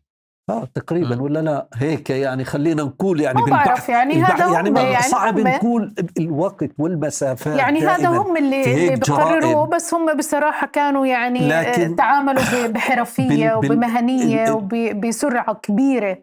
هو يعني كشفوه لأنه برضه اتصل في إحدى التفاصيل اللي سمعناها في المحكمة في الشهود إنه متصل بمرافق أمه، فحكي له صديقه مش مرافق أمه، صديقه وكان معاهم في مرافق أمه حكي له إنه أنت في ظرف فارغ لرصاصة في منطقة فلانية روح دور لي عليه. تعرف هاي قصة الجريمة الغير كاملة والمجرم سبحان الله. يعني إحنا في جانب معين من الموضوع بنقول الله سبحانه وتعالى قد ما بحب شهد إنه انكشفت الأمور، ولا كان ممكن تروح لو راحت الأمور باتجاه الغموض كان قيد الموضوع كله ضد مجهول وانتهينا، وكان هرب من البلاد وكان من السيناريوهات المرعبة الثانية. هذا تسخير من رب العالمين. في هاي اللحظة اللي مرافق أمه لما راح على والشاب واضح إنه شاب جيد وكان مصلي الصبح وطالع حسب الموضوع، قال لك هذا بده يورطني إيش اللي روح وبلشت تتوارد أخبار. فراح اتصل في صديق له في الاستخبارات قال له الموضوع هيك تعال معي. فبلشت الأجهزة الأمنية تيجي وتشك إنه إيش اللي روح دور على ظرف فارغ لرصاصة وليش يدور على وهذا موثق كمان يعني. كله هاي إحنا بنجيب لك إياه من الشهادات اللي بالمحكمة اللي سمعناها داخل المحكمة جلسات المحكمة. فراحوا ضابط مخابرات ضابط استخبارات ومقدم يعني كل الاحترام والتقدير له، راح على المنطقة ودوروا اثنين مع بعض وللكوا الظرف الفارغ ماشي. فهنا صاروا يشكوا بلش يربطوا انه هو سأل عن الظرف الفارغ ووين كنت ومش وين كنت، وهو موجود معهم في الموقع وروح على الدار. فساعتها دارت لهم فكرة انهم يروحوا يلموا الكاميرات من المنطقة. لما لموا الكاميرات وجابوها على السريع وحضروها كانت الموضوع خلاص انتهى. شافوه في 22 لقطة من ساعة الترصد للقتل. بهاي اللحظة راحوا حاصروا الدار تبعته لعند ما سلم نفسه. أوكي. يعني كانت ردود فعلهم سريعة وما سمحت له بأي محاولة إنه يهرب من الموقع أو إنه يخفي دلائل الجريمة. يعني رأسا حاصروا المنزل لعند ما سلم نفسه، استلموا سلاح الجريمة رأسا، فصار في بين إيديهم ظرف فارغ، صار في بين إيديهم المسدس اللي ارتكب فيه الجريمة اللي هو عهدي للأم، وهذا موضوع تاني رايحين نحكي فيه. احكي لي فيه. بالإضافة إنه رصاصة بجهد مميز من المباحث ضلهم وبتعليمات مباشرة من مدير المباحث اللي هو العقيد إياد شتية بدي رصاصة. فككوا السيارة قطعة هم طالوا رصاصة من التابلو. فكانت كل عناصر الجريمة متوفرة، القاتل، سيارة سيارة أمه، السلاح المقذوف والظرف الفارغ. وهاي رحمة من رب العالمين كانت في شهد، انصاف لإلها من ربنا عن جد. انتوا بتعرفوا يعني التفاصيل الواحد بكشعر بدنه وهو قاعد بسمع فيها وبقول عن جد. صحيح. كيف تحكوا رحمة ربنا اللي هو ما فيش مجال لإخفاء أدلة يعني. صحيح. كمان كيف مشيت القصص، لأنه صراحة بقصص مثل هيك جوا البلد بتتخبى يعني. بتتمعمع يعني. مش متعودين إحنا على كمية في احترافية عالية عند الأجهزة الأمنية وقت لما بدهم صحيح. يعملوا شيء بيعملوه فعليا. صحيح. بس كيف تسلسل الأحداث اللي أنتوا بتحكوها، إنه يمكن يكون البحث في الأول كان على مستوطنين أو البحث على إنه هذه مناطق كلها مسؤولين ساكنين فيها، فمش صحيح. الطبيعي إنه يكون فيها إطلاق نار. كمان في حدا أرسل رسالة، وكمان صحيح. كيف هلا يعني وضحت القصة أكتر اللي هو فرد ما قام قام بدوره نعم. او لحق ضميره يعني عمل سلسلة بالكامل. بس احكوا لي انتم بالبداية كان لحد او يعني عادة بهيك قصص لما انتم بتقولوا انه في عائلة من الأجهزة الأمنية ومتنفذة في الأجهزة الأمنية وسبق فعليا وأسقط حدا تم الاعتداء عليه، كيف تفضلتوا حقه الخاص وصار الحق العام وكمان انتهت القصة. ما إجاكم مش الرهبة يعني أو الخوف؟ لأنه في مجتمعاتنا إحنا لما بكون في إشي له علاقة بقرابة بالأجهزة الأمنية منخاف ومنهرب، يعني ما بنعمل اللي أنتوا عملتوه. صاحب الحق ولا مرة بخاف إطلاقا. صاحب الحق ما بخاف ولا مرة بخاف. إحنا صاحب الحق يعني إحنا أصحاب حق. أصحاب حق وإلنا تاريخ. عيب الواحد يحكي عن حاله، لكن إلنا تاريخ معروف، إلنا أصدقائنا، إلنا اسمنا في البلد معروف مين إحنا. قبل ما يكونوا هم جزء من هذا المشروع اللي بيحكي عنه، إحنا اللي أسسنا هذا المشروع. تاريخنا كبير وعريق وممتد من قبل الانتفاضة الأولى، وفي شغلات ما الواحد لازم يحكيها ولازم يتفاخر فيها، لأنه الإنسان لما بيعمل لهذا الوطن بيعمل لوجه الله تعالى ولشعبه، مش بيعمل عشان يتفاخر فيه. فبرضو إحنا جزء من هالمعادلة اللي فيها البلد. طب يا أبو أحمد، لو عيلة صغيرة في البلد، والله طلعت نحكي لك، حتى لو عيلة صغيرة خليني أقول كالتالي: إنهم بضلهم أصحاب حق، وصاحب الحق هو اللي بيحدد كيف تمشي قضيته. وحتى لو كان كبير وصاحب حق مش بالضرورة إنه يوقف الوقف اللي وقفناها.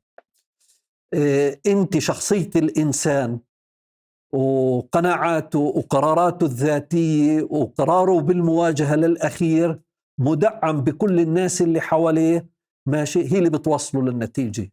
بس يعني حتى لو كانت عيلة صغيرة، احنا بنحكي عن بنت عمرها 25 سنة، ما بنحكيش بنت ما راحت بطوشة ولا راحت بخلاف عشائري، بنت كان قاتلها ضابط مخابرات. يعني انت بتحكي عن حق للشعب الفلسطيني كله تجاه دولة فلسطين. شاهد بتمثل بنت من بنات فلسطين، بتمثل ليش ما يعني قضيتها بتمثل كل بيت وبنت في فلسطين، وممكن إذا ما كانت شهد تكون ضحية تانية. فإحنا هيك فعليا لازم يعني بنعلم الناس، بنعلم العائلات إحنا بنتنا غالية، يعني بناتنا غاليات، بنتعب عليهم مش عشان أضيع حقها بفنجان قهوة، لا، أنا إيماننا في رب العالمين يمكن هو اللي أعطانا هاي القوة. الله يعني هو فعليا مدنا بهاي القوة إنه إحنا نصر على حق شاهد بالقانون. يعني إحنا والله لو إنها راحت في طوشة بين عيلتين، والله لو راحت بخلاف مادي، والله لو إنها ماشي وصار حادث سير، بنقول هاي قضية شخصية وممكن إنك تتنازل وممكن إنك تصلح. بس أنا أمام مجرم ضابط خان شرف سلاحه، خان القسم اللي أداه، خان المهم اللي موكل إله بالحفاظ على الأمن والأمان وعلى بنات شعبه، بتروح تقتل شعبك. أنا كيف بدي بكرة إذا أنا أصلحت، كيف بنتك وبنت جاري وبنت أي واحد من الشعب الفلسطيني بكرة بدها تمشي بالشارع بأمان؟ بعدين أنا بعد ما خسرت بنتي أنا شو ضل؟ أنا إيش ضل اللي أنا كل اللي بيهمني شو التاريخ بيكتب عني. بس أنا هسه بالوقت الحالي بعد 100 سنة بدي التاريخ يحكي شو أبو شهد وأم شهد كيف تصرفوا. الموضوع مش موضوع تاني، يعني رايحين ننذكر إنه هل هدول الناس فرطوا في دم بنتهم وبحق بنات كل الشعب الفلسطيني؟ كيف بكرة بنت بدها تمشي بالشارع؟ كيف بكرة أنا يروحوا يجيبوا لي عفو عليه إنه إحنا أصلحنا ومشيه بالشارع؟ طب وبنات الناس كيف بدهم يمشن بالشارع معه؟ كيف بده يكون عبرة بكرة لأي واحد في جهاز أمني إنه كيف بده يتصرف؟ ما هو بدهم يقولوا ما أنت فرطت بحق بنتك. بكرة كل واحد بده يستكوي في السلاح اللي بين إيديه أو على في شعبه. المنصب اللي هو فيه أو في الجهاز اللي هو فيه ممكن يرتكب نفس الجريمة. ما في أسبقية سابقة. هم ضعاف النفوس والمنحرفين رايحين ينتهوا من الأجهزة. طيب. حتى لو من بين كل 5000 عنصر نظيف طلع واحد سيء، بدك تردعوا لهذا الواحد السيء من بين 5000 واحد محترم وبحافظ على شعبه. شاهد صبية كان عندها آمال وعندها طموحات زيها زي البنات، تفرح بتعبها وبمجهودها ونفرح فيها. يعني حرام إنه نضيع حقها. كيف أنا إلي عين كأم بروح ببكي على قبر بنتي الله يرحمها، إنه كيف بدي أروح أقرأ لها الفاتحة وأنا بدي أفرط بحقها؟ أنا مصرة إنه نجيب لها حقها. وحق شاهد هو عمل إرباك بصراحة للمجتمع كله، عمل إرباك بالشارع الفلسطيني. البنات صاروا يخافوا من أي سيارة بتتبعهم، صاروا يخافوا من أي حدا لابس زي شرطة ضابط. بطل في أمان. كيف إحنا بدنا نرجع الأمان لهدول البنات ويثقوا بأنه لا، إحنا أجهزتنا الأمنية فيها ناس محترمين وفيها ناس كل بحافظوا الأجهزة على الأمنية بناتنا من وعلينا ضباط ومن قيادة أجهزة ومن عناصر وقفوا معنا، وهذا حق. وقفوا معنا بحق، لأنه يعني حق بنت مظلومة. بيت أجرها اللي فتحناه في رام الله وفي جنين لم يبقى أحد ما أجاش، سواء لجنة تنفيذية من منظمة التحرير، لجنة مركزية لحركة فتح، قادة الفصائل كلياتهم، إيش ما ممكن، وكلهم بيقولوا إحنا معكم بالحق وإحنا مع شهد. أنا كيف ممكن أمام هاي الوقفة اللي كل فعاليات شعبنا وكل أهل جنين كلياتهم، أهل يعبد كلهم، أهل رماني كلهم، أهل رام الله كلياتهم، وبالنهاية أفرط بحقها؟ أنا شو بدي أحكي لهاي الناس كلياتها اللي وقفت مع هاي القضية وساندتها؟ كلهم بالنهاية أصلحت على دم شهد. وشو الصلح في بلادنا؟ يعني مصاري؟ أنا كل مصاري الدنيا بتعوضني عن شهد؟ أنا لو أعدموا القاتل نفسه بكرة قالوا أعدمناه إن شاء الله، يعني أنا شو يعني رجعت شهد؟ في شيء في الدنيا بعوضني عن شهد. أبو أحمد عندي سؤال. تفضلي. تفضل. بدي أحكي لك إنه كان بيت أجر شهد أنا بعتبره كرامة من رب العالمين لإلها. أنا سميته مهرجان الرحمات. الحمد لله قد ما الناس ترحمت عليها وذكرتها بالخير ولا زالوا، ولهلأ وين ما بروح مشاهد شو صار، وين وصلت القضية، كل هذا الاهتمام. اوعوا تصالحوا، اوعوا، يعني فوق ما إصرارنا إحنا، حتى الناس بالشارع الفلسطيني مصر على عدم الصلح. وبتشكر كل لجان ومراكز الحقوقية الإنسانية، حقوق المرأة، كل الناس اللي وقفت معانا وبتيجي بتحضر الجلسات معانا وبتساندنا. أنا بتشكر كل حدا. لو يعني بحكى الله يرحم شهد، بحس إنه هاي طبطبة على جروحاتنا، وهاي رحمة من رب العالمين لشهد، إنه الحمد لله الناس بتذكرها بالخير. والشارع الفلسطيني كله مش راضي بأي نوع من المصالحة، الكل بده حق شهد. يعني هل معك يعني دائما السؤال اللي بيطرح نفسه إنه هل واحد يعني هل الحل كان إنه واحد بده يتعرف على واحدة أو على صبية أو على بنت ترفض، إنه الحل القتل؟ إحنا كنا أمام سؤال كبير، والمجتمع بيسأل سؤال كبير. يعني هل إحنا أمام هيك ظاهرة؟ كيف بدها تتعالج هاي الظاهرة؟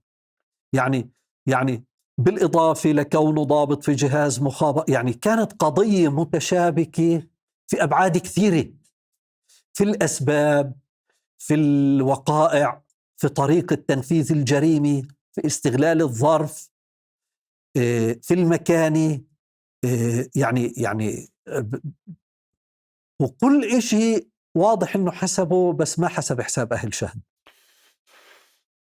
وإن شاء الله إنه هاي الشغلة اللي ما حسبها، إنه حيندم عليها كثير. بدي أسألك بالمقابل معلومات وشواهد بس قدر الإمكان لو سمحتم. تفضل.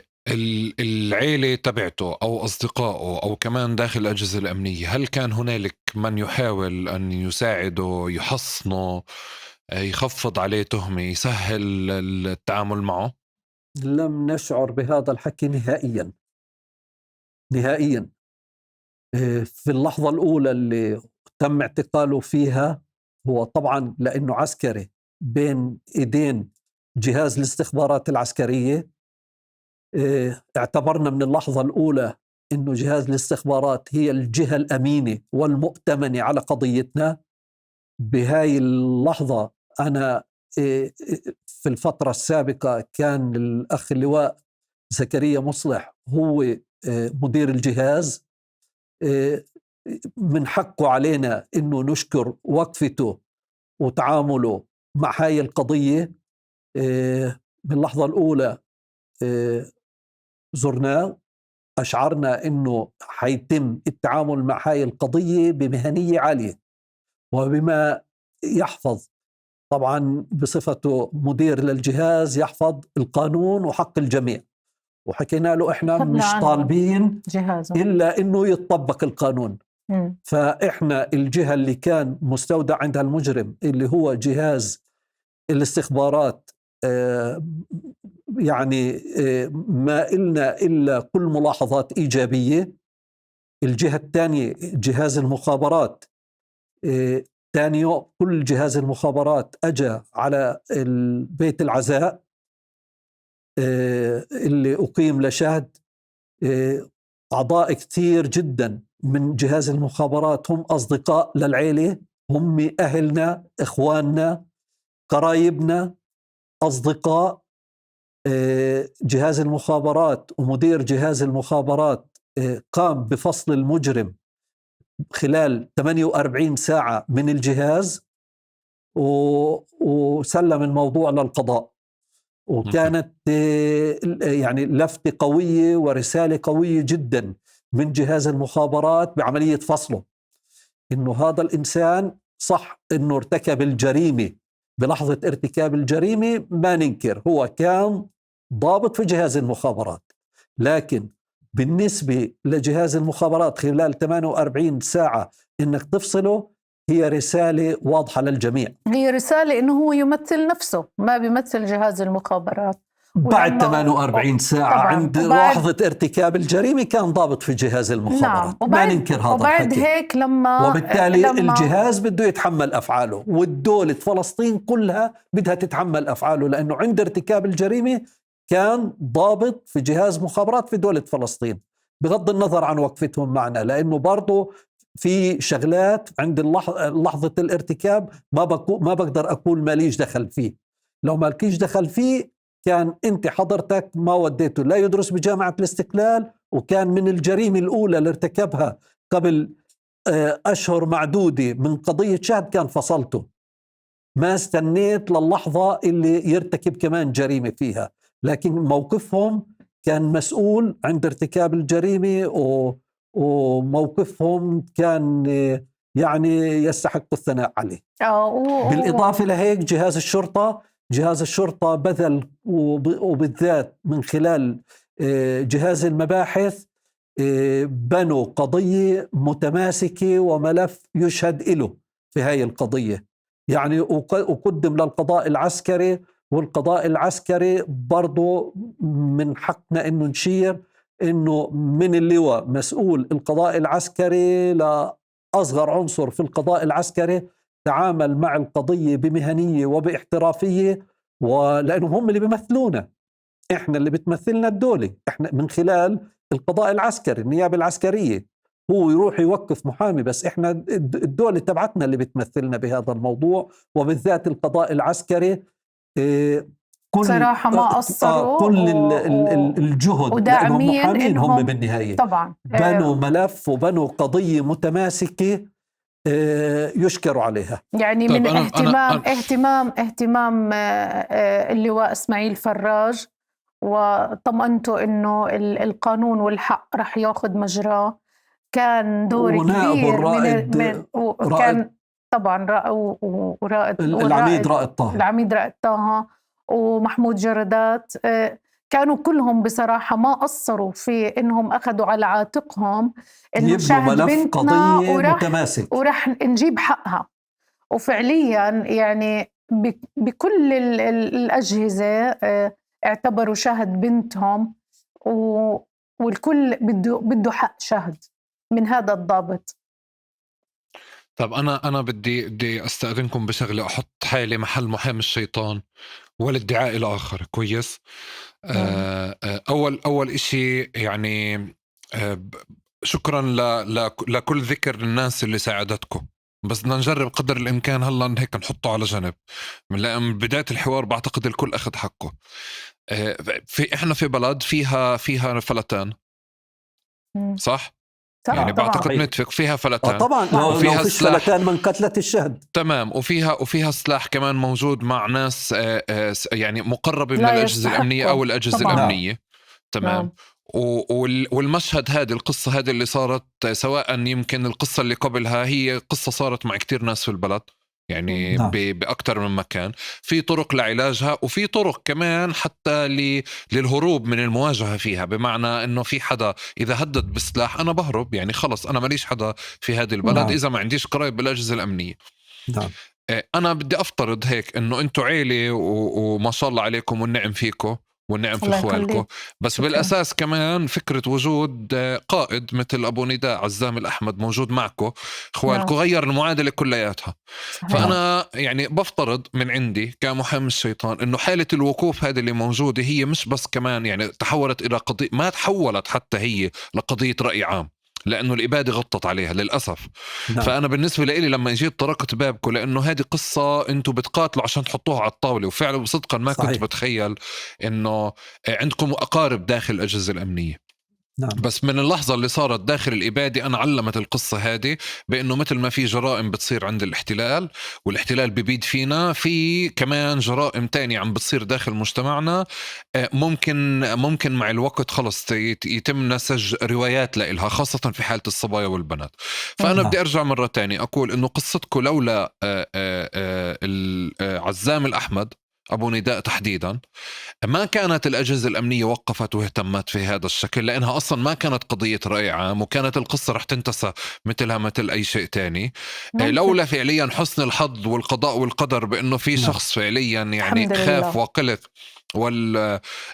خاف وقلق أو خاف حتى يتورط بأنه بده يشيل الفارغ تبع الرصاصة، كان فعليا الاشي كمان يعني ما كانش فيه دليل بالكامل على الموضوع. فكمان مهم لإلي انه لما بتنسمع الحلقة انه كمان احنا فاهمين كيف ديناميكيات البلد اللي موجودة.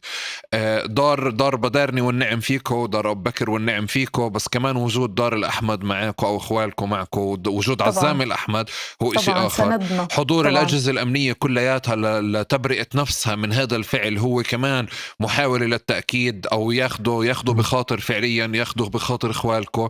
بس بحالة تاني الإشي مش بصيرش بهاي المثالية، يعني كمان عشان نكون واضحين. يعني أنا أحكي لك شغلة. أول شيء بدك تعرف إنه لأول مرة من دخول السلطة الوطنية الفلسطينية لفلسطين من 94-95 هاي أول جريمة ترتكب إنه ضابط أمن يقتل بنت بهاي الشكل. برضو أنت أمام واقعة كبيرة، يعني مش القصة قصة واصلين ومش واصلين، يعني أنت أمام حدث غير مسبوق. تقصد بنت يعني أعطيني حادثة مشابهة للي تم ما صارت.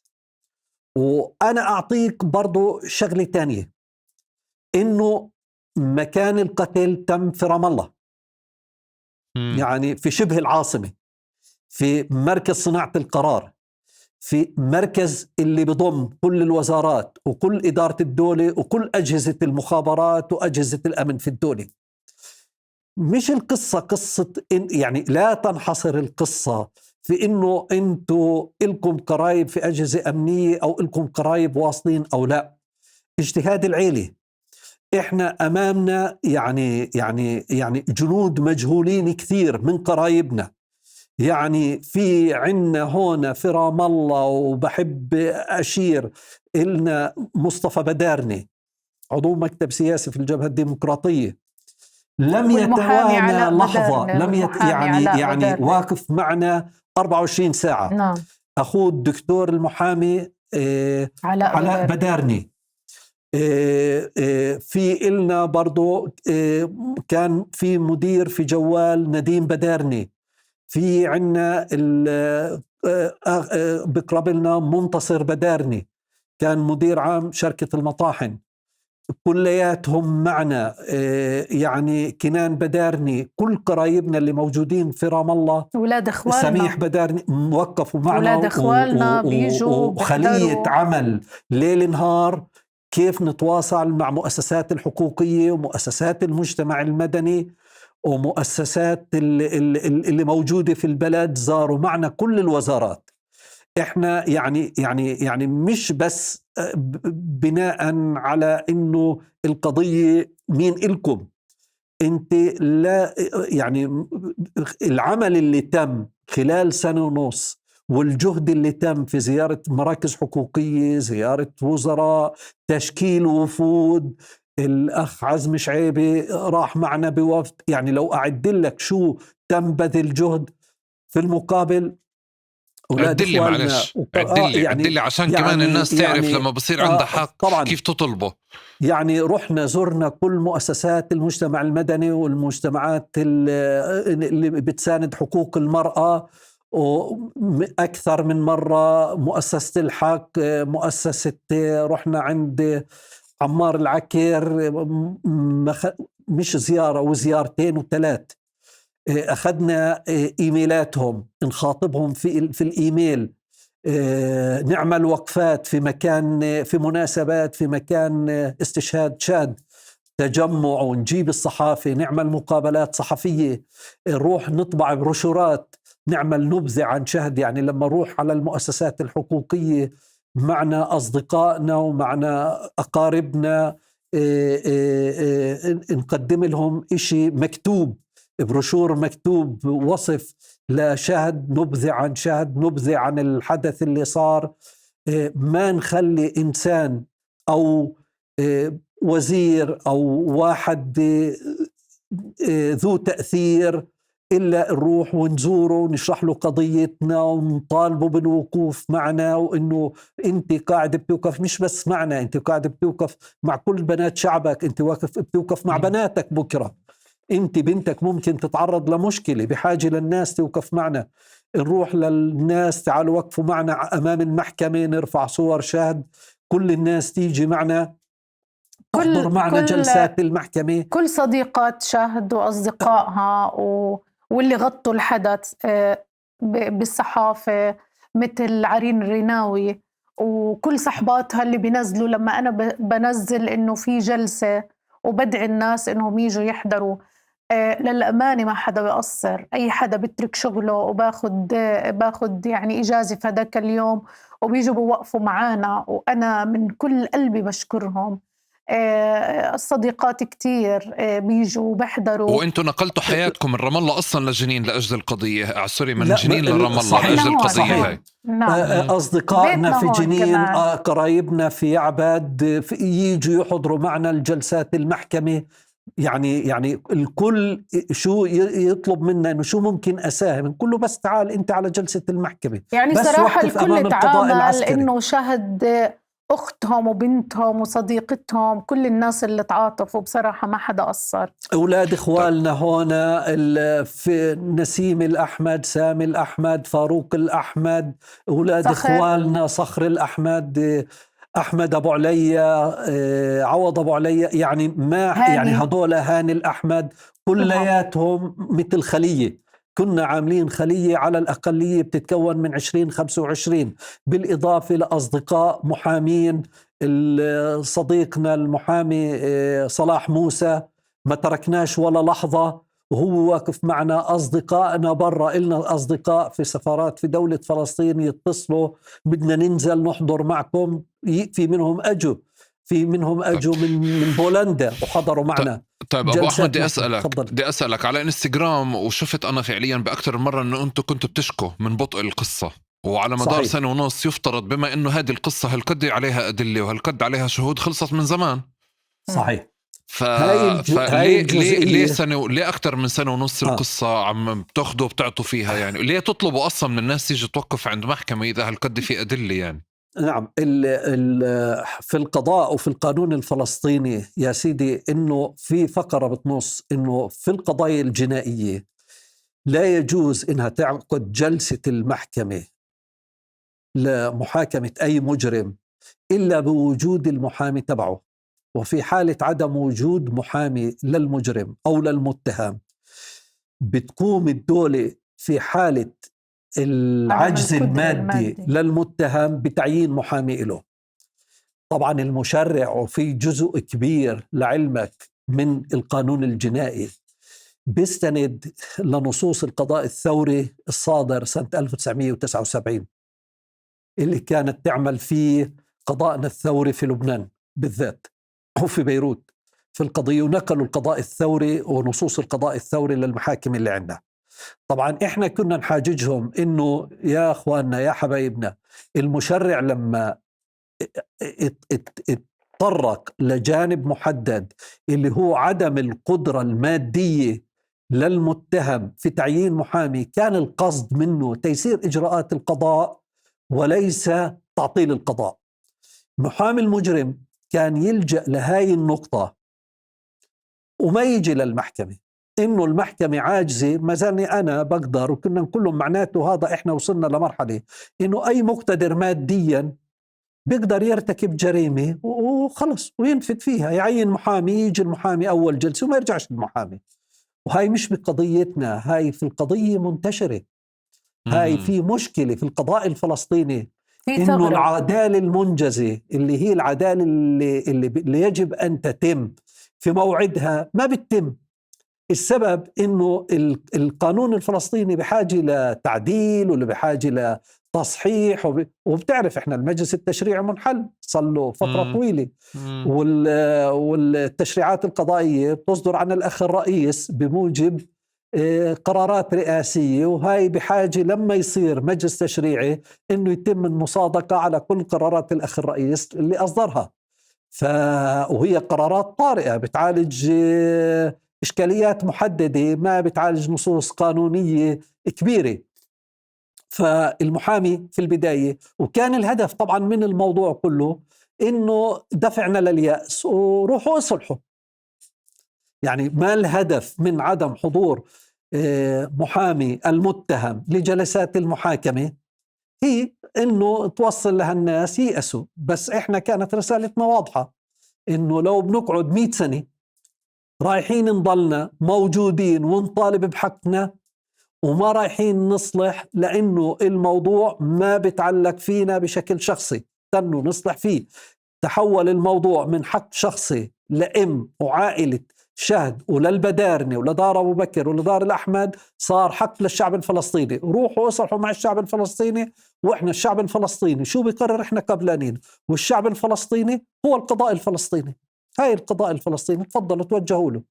فهي بالنهاية إحنا هسا بنحكي عن آخر 3-4 جلسات الحمد لله مشت، ومحامي المتهم أجا وحضرهن وانتظمت، وإن شاء الله يعني نأمل إنه الأمور تمشي بالسياق الطبيعي والصح للوصول للعدالة.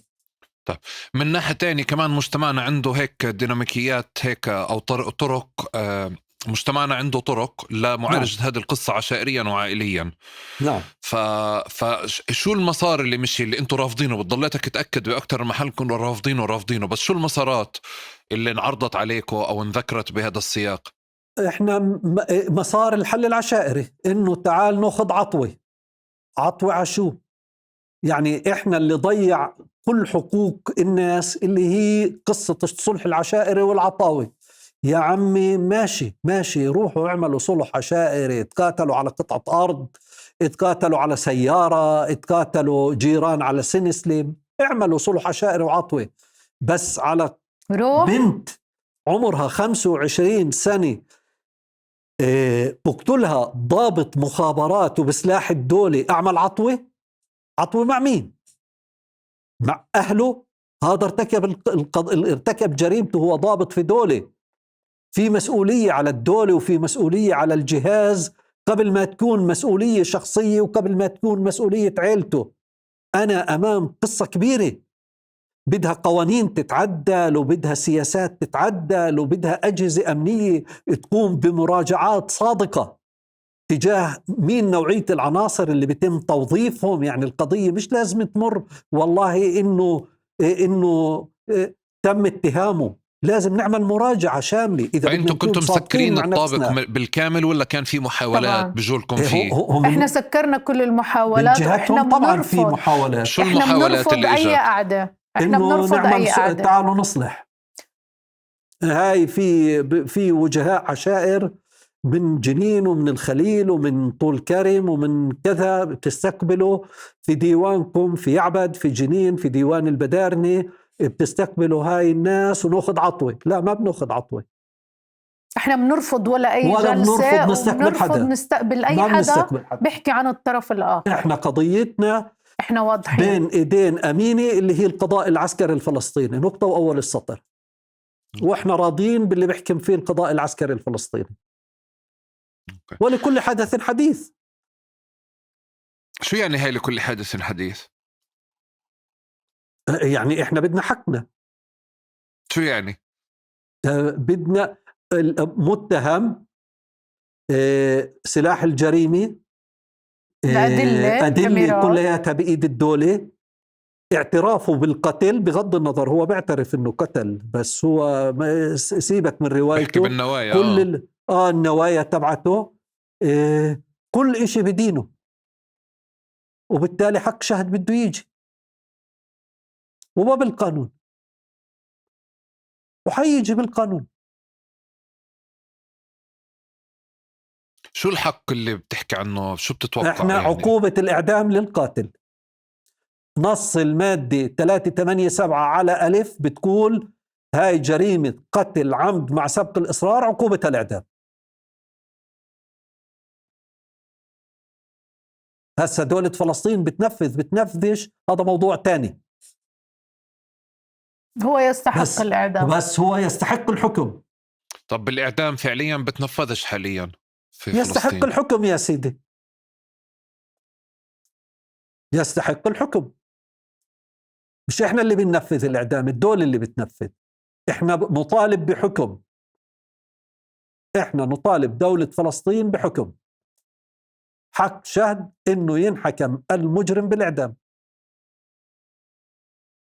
الدولة إلها عندها مسؤوليات، عندها تقدر تقدر ظروفها الدولة وأفضل منها.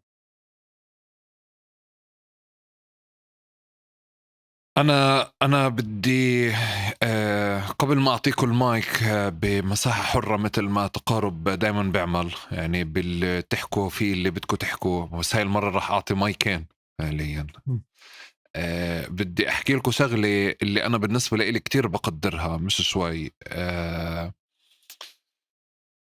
عادة هذه القصص تدفن حتى لو أنت مشيت بمسار قانوني أو مسار قضائي. كمان تعمدكم وإصراركم على أنكم تطلعوا الموضوع على العلن حفظ لشهد رواية، عكس الروايات اللي عادة فعليا الصبايا بس ينقتلوا أو ينطخ عليهم أو يصير في قضية ما، عادة المجتمع بيعتاد أنه يتعامل معها كقضايا شرف، قضايا عرض أو قضايا شرف، وبتخلص القصة على هيك.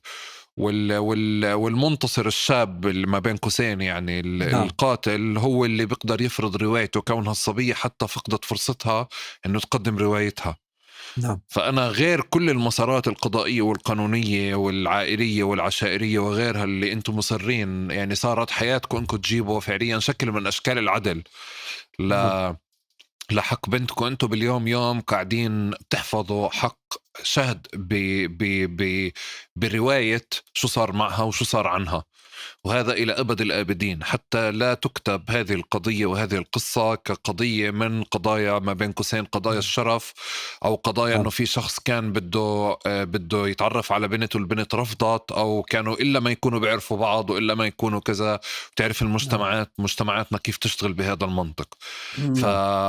فأنا يعني أقدر جدا هذا الشيء، إنه أنتم مش قاعدين تعملوه بس لعائلتكم لشهد، أنتم بتعملوه لكل بنات بلدنا بحالة الإصرار على إنه كل صبية تأخذ حقها، بإنه أهلها يرووا القصة العادلة والحقيقة فعليا للناس كلياتها. أنا بدي أعطيكم المايك.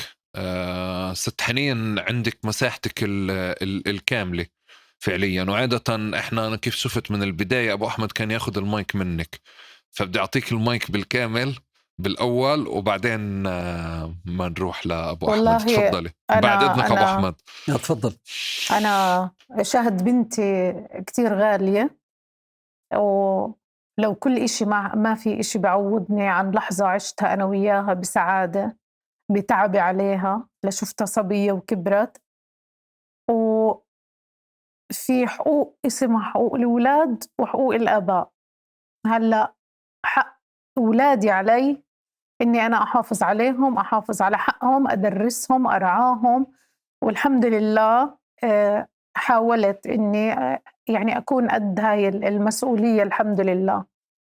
وحق الأولاد طبعا الحمد لله أولادي حنونين ومناح وشهد حنونة جدا. هلأ إنه الله عيشني وشهد توفت الله يرحمها، استشهدت شهيدة الغدر مظلومة. هلأ صار عندي ربنا هيك حطني في رسالة إنه شهد هلأ بدها مني الدعاء والصدقة والاستغفار، وإن شاء الله ربنا بتقبلها شهيدة. وإحنا يعني هيك أمهات الشهداء دائما بصبرنا كلام ربنا بإنه لقائنا في الجنة إن شاء الله. شهد إن شاء الله يعني تستحق إنه تاخد كل هذا الصدى.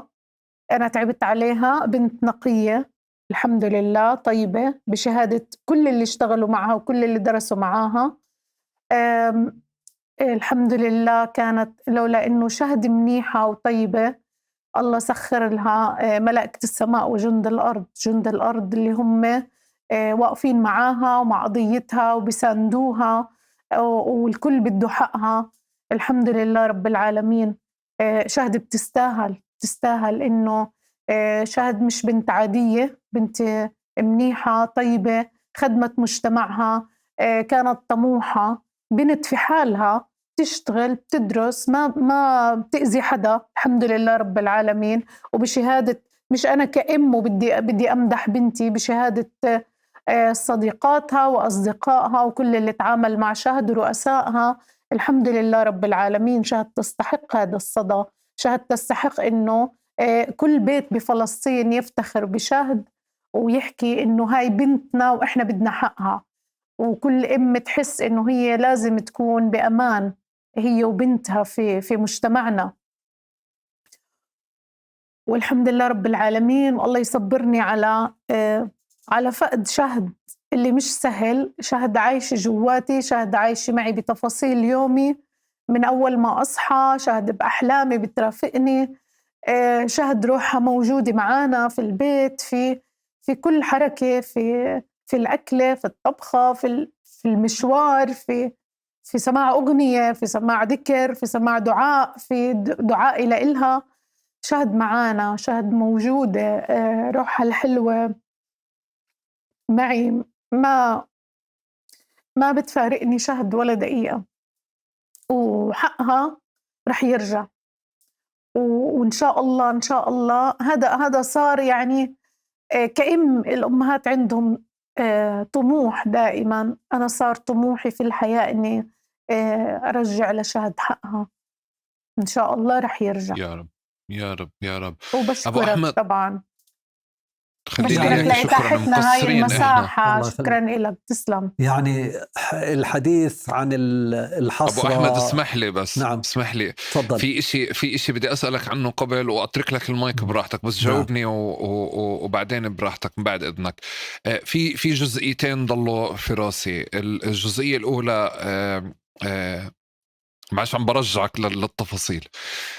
على مستوى العائلي، هل داخل جهاز المخابرات صار في أي تغيير على أوضاعهم؟ بمعنى كمان الجهاز لما أخذ شيء ضد القاتل بحد ذاته، العائلة بحد ذاتها هي أصلا متنفذة كمان داخل الجهاز، فهل كان هنالك أي شيء انعكس عليهم؟ والسؤال الثاني، أنت أشرت على جنب لشيء، قضية مسدس هو عهدة الوالدة اللي هي كمان في جهاز المخابرات، وقلت هون هذا تفصيل لحاله بنحكي عنه لقدام، بس حبيت أذكرك لأنه هدول ما حكينا عنهم النقطتين. نعم. وتفضل. الجريمة تم ارتكابها في مسدس والدته اللي هي عقيد أو عميد اسمها في جهاز المخابرات. لحظة ارتكاب الجريمة كانت أمه موجودة في تونس، يعني كان المسدس تبع أمه موجود معه. وهاي طبعا إحنا تابعناها، إنه بغض النظر يعني إحنا بنفهم بهاي الأمور، وبنفهم شو معنات عهدة سلاح بيكون من جهاز لإنسان. لا يجوز، حتى لو أنا كنت ضابط في أي جهاز وعندي عهدة سلاح، لا يجوز إنه أي واحد من أفراد العائلة حتى لو كان في الجهاز نفسه أو عسكري إنه يستخدم هذا السلاح. يعني ليش؟ لأنه بالنهاية أنا معي سلاح، أنا ضابط موجود، عهدة من جهازي. إذا زوجتي أو ابني نزل وأخذ سلاح الشارع وارتكب فيه الجريمة، مين اللي بده يتحمل المسؤولية؟ هناك بيتم تسليم السلاح في سجل عهدة، في رقم وفي تاريخ وفي اسم، لأنه الأفعال اللي بكرة ضاع السلاح، بكرة ارتكبت جريمة، بده يتحاسب عليه اللي وقع على هاي العهدة. فبالتالي كانت احنا تابعنا هذا الموضوع مع القضاء العسكري، وفي قضية ارتفعت وتابعنا موضوع إنه السلاح الجريمة تم ارتكابها في سلاح والدته، وبالتالي هي تعتبر شريكة بالجريمة من ناحية التقصير في الحفاظ على السلاح. واو. أنا طبعا أنا لما بحافظ على السلاح عهدتي، لو مش ابني، لو أي واحد أخذ ونزل بكرة ارتكب جريمة، أنا جزء من الجريمة، أنا شريك بالجريمة بطريقة مباشرة غير مباشرة. المهم إنك أنت ما حافظت على سلاحك. وبالتالي هاي كانت قضية برضو إحنا تابعناها، اللي هي قضية الحفاظ على العهدة اللي موجودة بينهم. الموضوع الثاني اللي تفضلت فيه إيش هو الموضوع؟ وهل تعرضت والدته لمساءلة طيب على هذا الموضوع؟ طبعا احنا طبعا هاي القضية بين ايدين القضاء. الجهاز ما وصلنا من معلومات انه المهام اللي كانت موكلة إلها كمسؤولة عن الإعلام وعن الجندر أو التنوع، بسموه التنوع الجندري داخل الجهاز، تم تعيين ناس آخرين في هاي المراكز وهاي الوظائف داخل جهاز المخابرات. يعني هاي اللي وصل لمعلوماتنا إنه في تم تعيين ناس تانيين، وإحنا يعني بصراحة نثق في قدرتهم على معالجة هيك موضوع والاستمرار فيه. يعني بتعرف هاي الأمور بدها حكمة وبتجيش بيوم وليلة. صحيح. ومربوطة في سير القضية نفسها. هاي الجزئيتين اللي حضرتك تفضلت. شكرا جزيلا عنها. أنا كنت هلأ في تقارب بس. نعم. بحكي يعني لحقت حالي بالنقطتين هدول اللي سألتك. نعم. عنهم، بس يعني صحيح. بترك لك المايك إذا كان أي شيء ممكن يكون مفيد إنه إحنا نعمله معكم، نساعدكم فيه، نضغط معكم. إذا في أي شيء بتخاطب فيه الناس تعرف هذه بالقضية بهذه المرحلة. أنتوا يوم 18/5 عندكم صحيح. جلسة. صحيح. الله. والحلقة هاي رح تنتشر يوم 15/5 إن شاء الله. يعني أنا من ناحية شخصية الحديث عن الحسرة والحديث عن الدموع والحديث عن الليالي اللي قضيناها من 1.5 سنة بدون شهد يطول، لكن خلي الإنسان مساحة الحزن خليه عايشها لنفسه، وينظر على مساحات تانية. يقول أنا ساعات بقول يعني حتى أخرج من مساحة الحزن اللي أنا فيها، بحكي ربنا سبحانه وتعالى هذا المجرم بالصفات اللي إحنا بنعرفه بتاريخ الإجرام اللي عنده، هو حيقتل لو مش شاهد حيقتل غيرها. خد مني يعني بهذا التاريخ اللي يملكه، المصير اللي وصل له إنه يكون بقفص الاتهام في جريمة قتل، في التاريخ الإجرام اللي يملكه، هو واصل للقتل.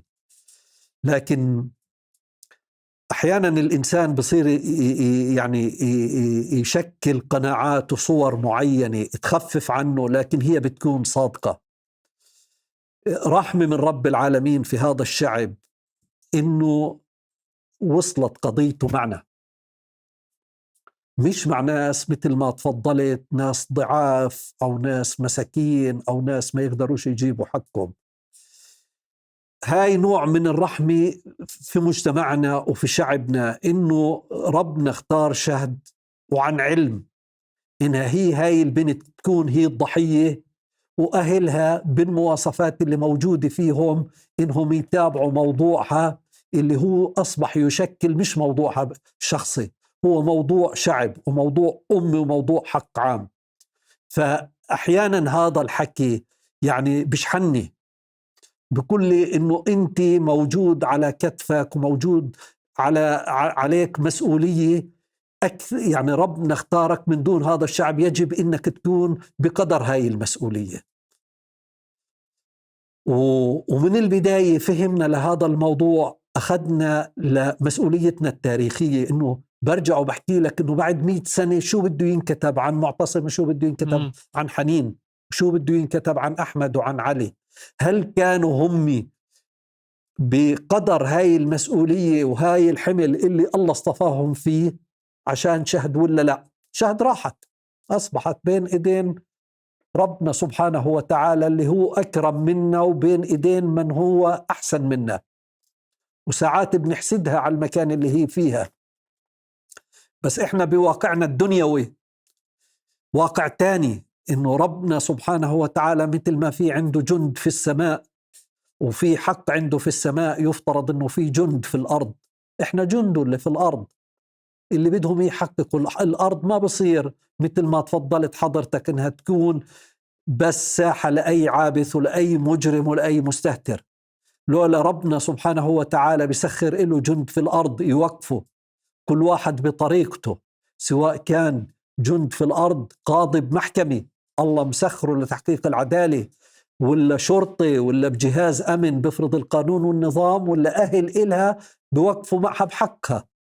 إحنا ربنا سبحانه وتعالى اصطفانا لهاي المهمة ورضينا فيها إكراما لشعبنا وإكراما لبنتنا، وإن شاء الله إنه بنكون قد المسؤولية اللي أجت على عاتقنا. نحمد الله ونشكره أولا وأخيرا، ونتمنى من خلال هاي الحلقة وهاي البرنامج إنه برضو إحنا بدون أهلنا وبدون شعبنا ما قدرنا نوصل للي وصلنا له.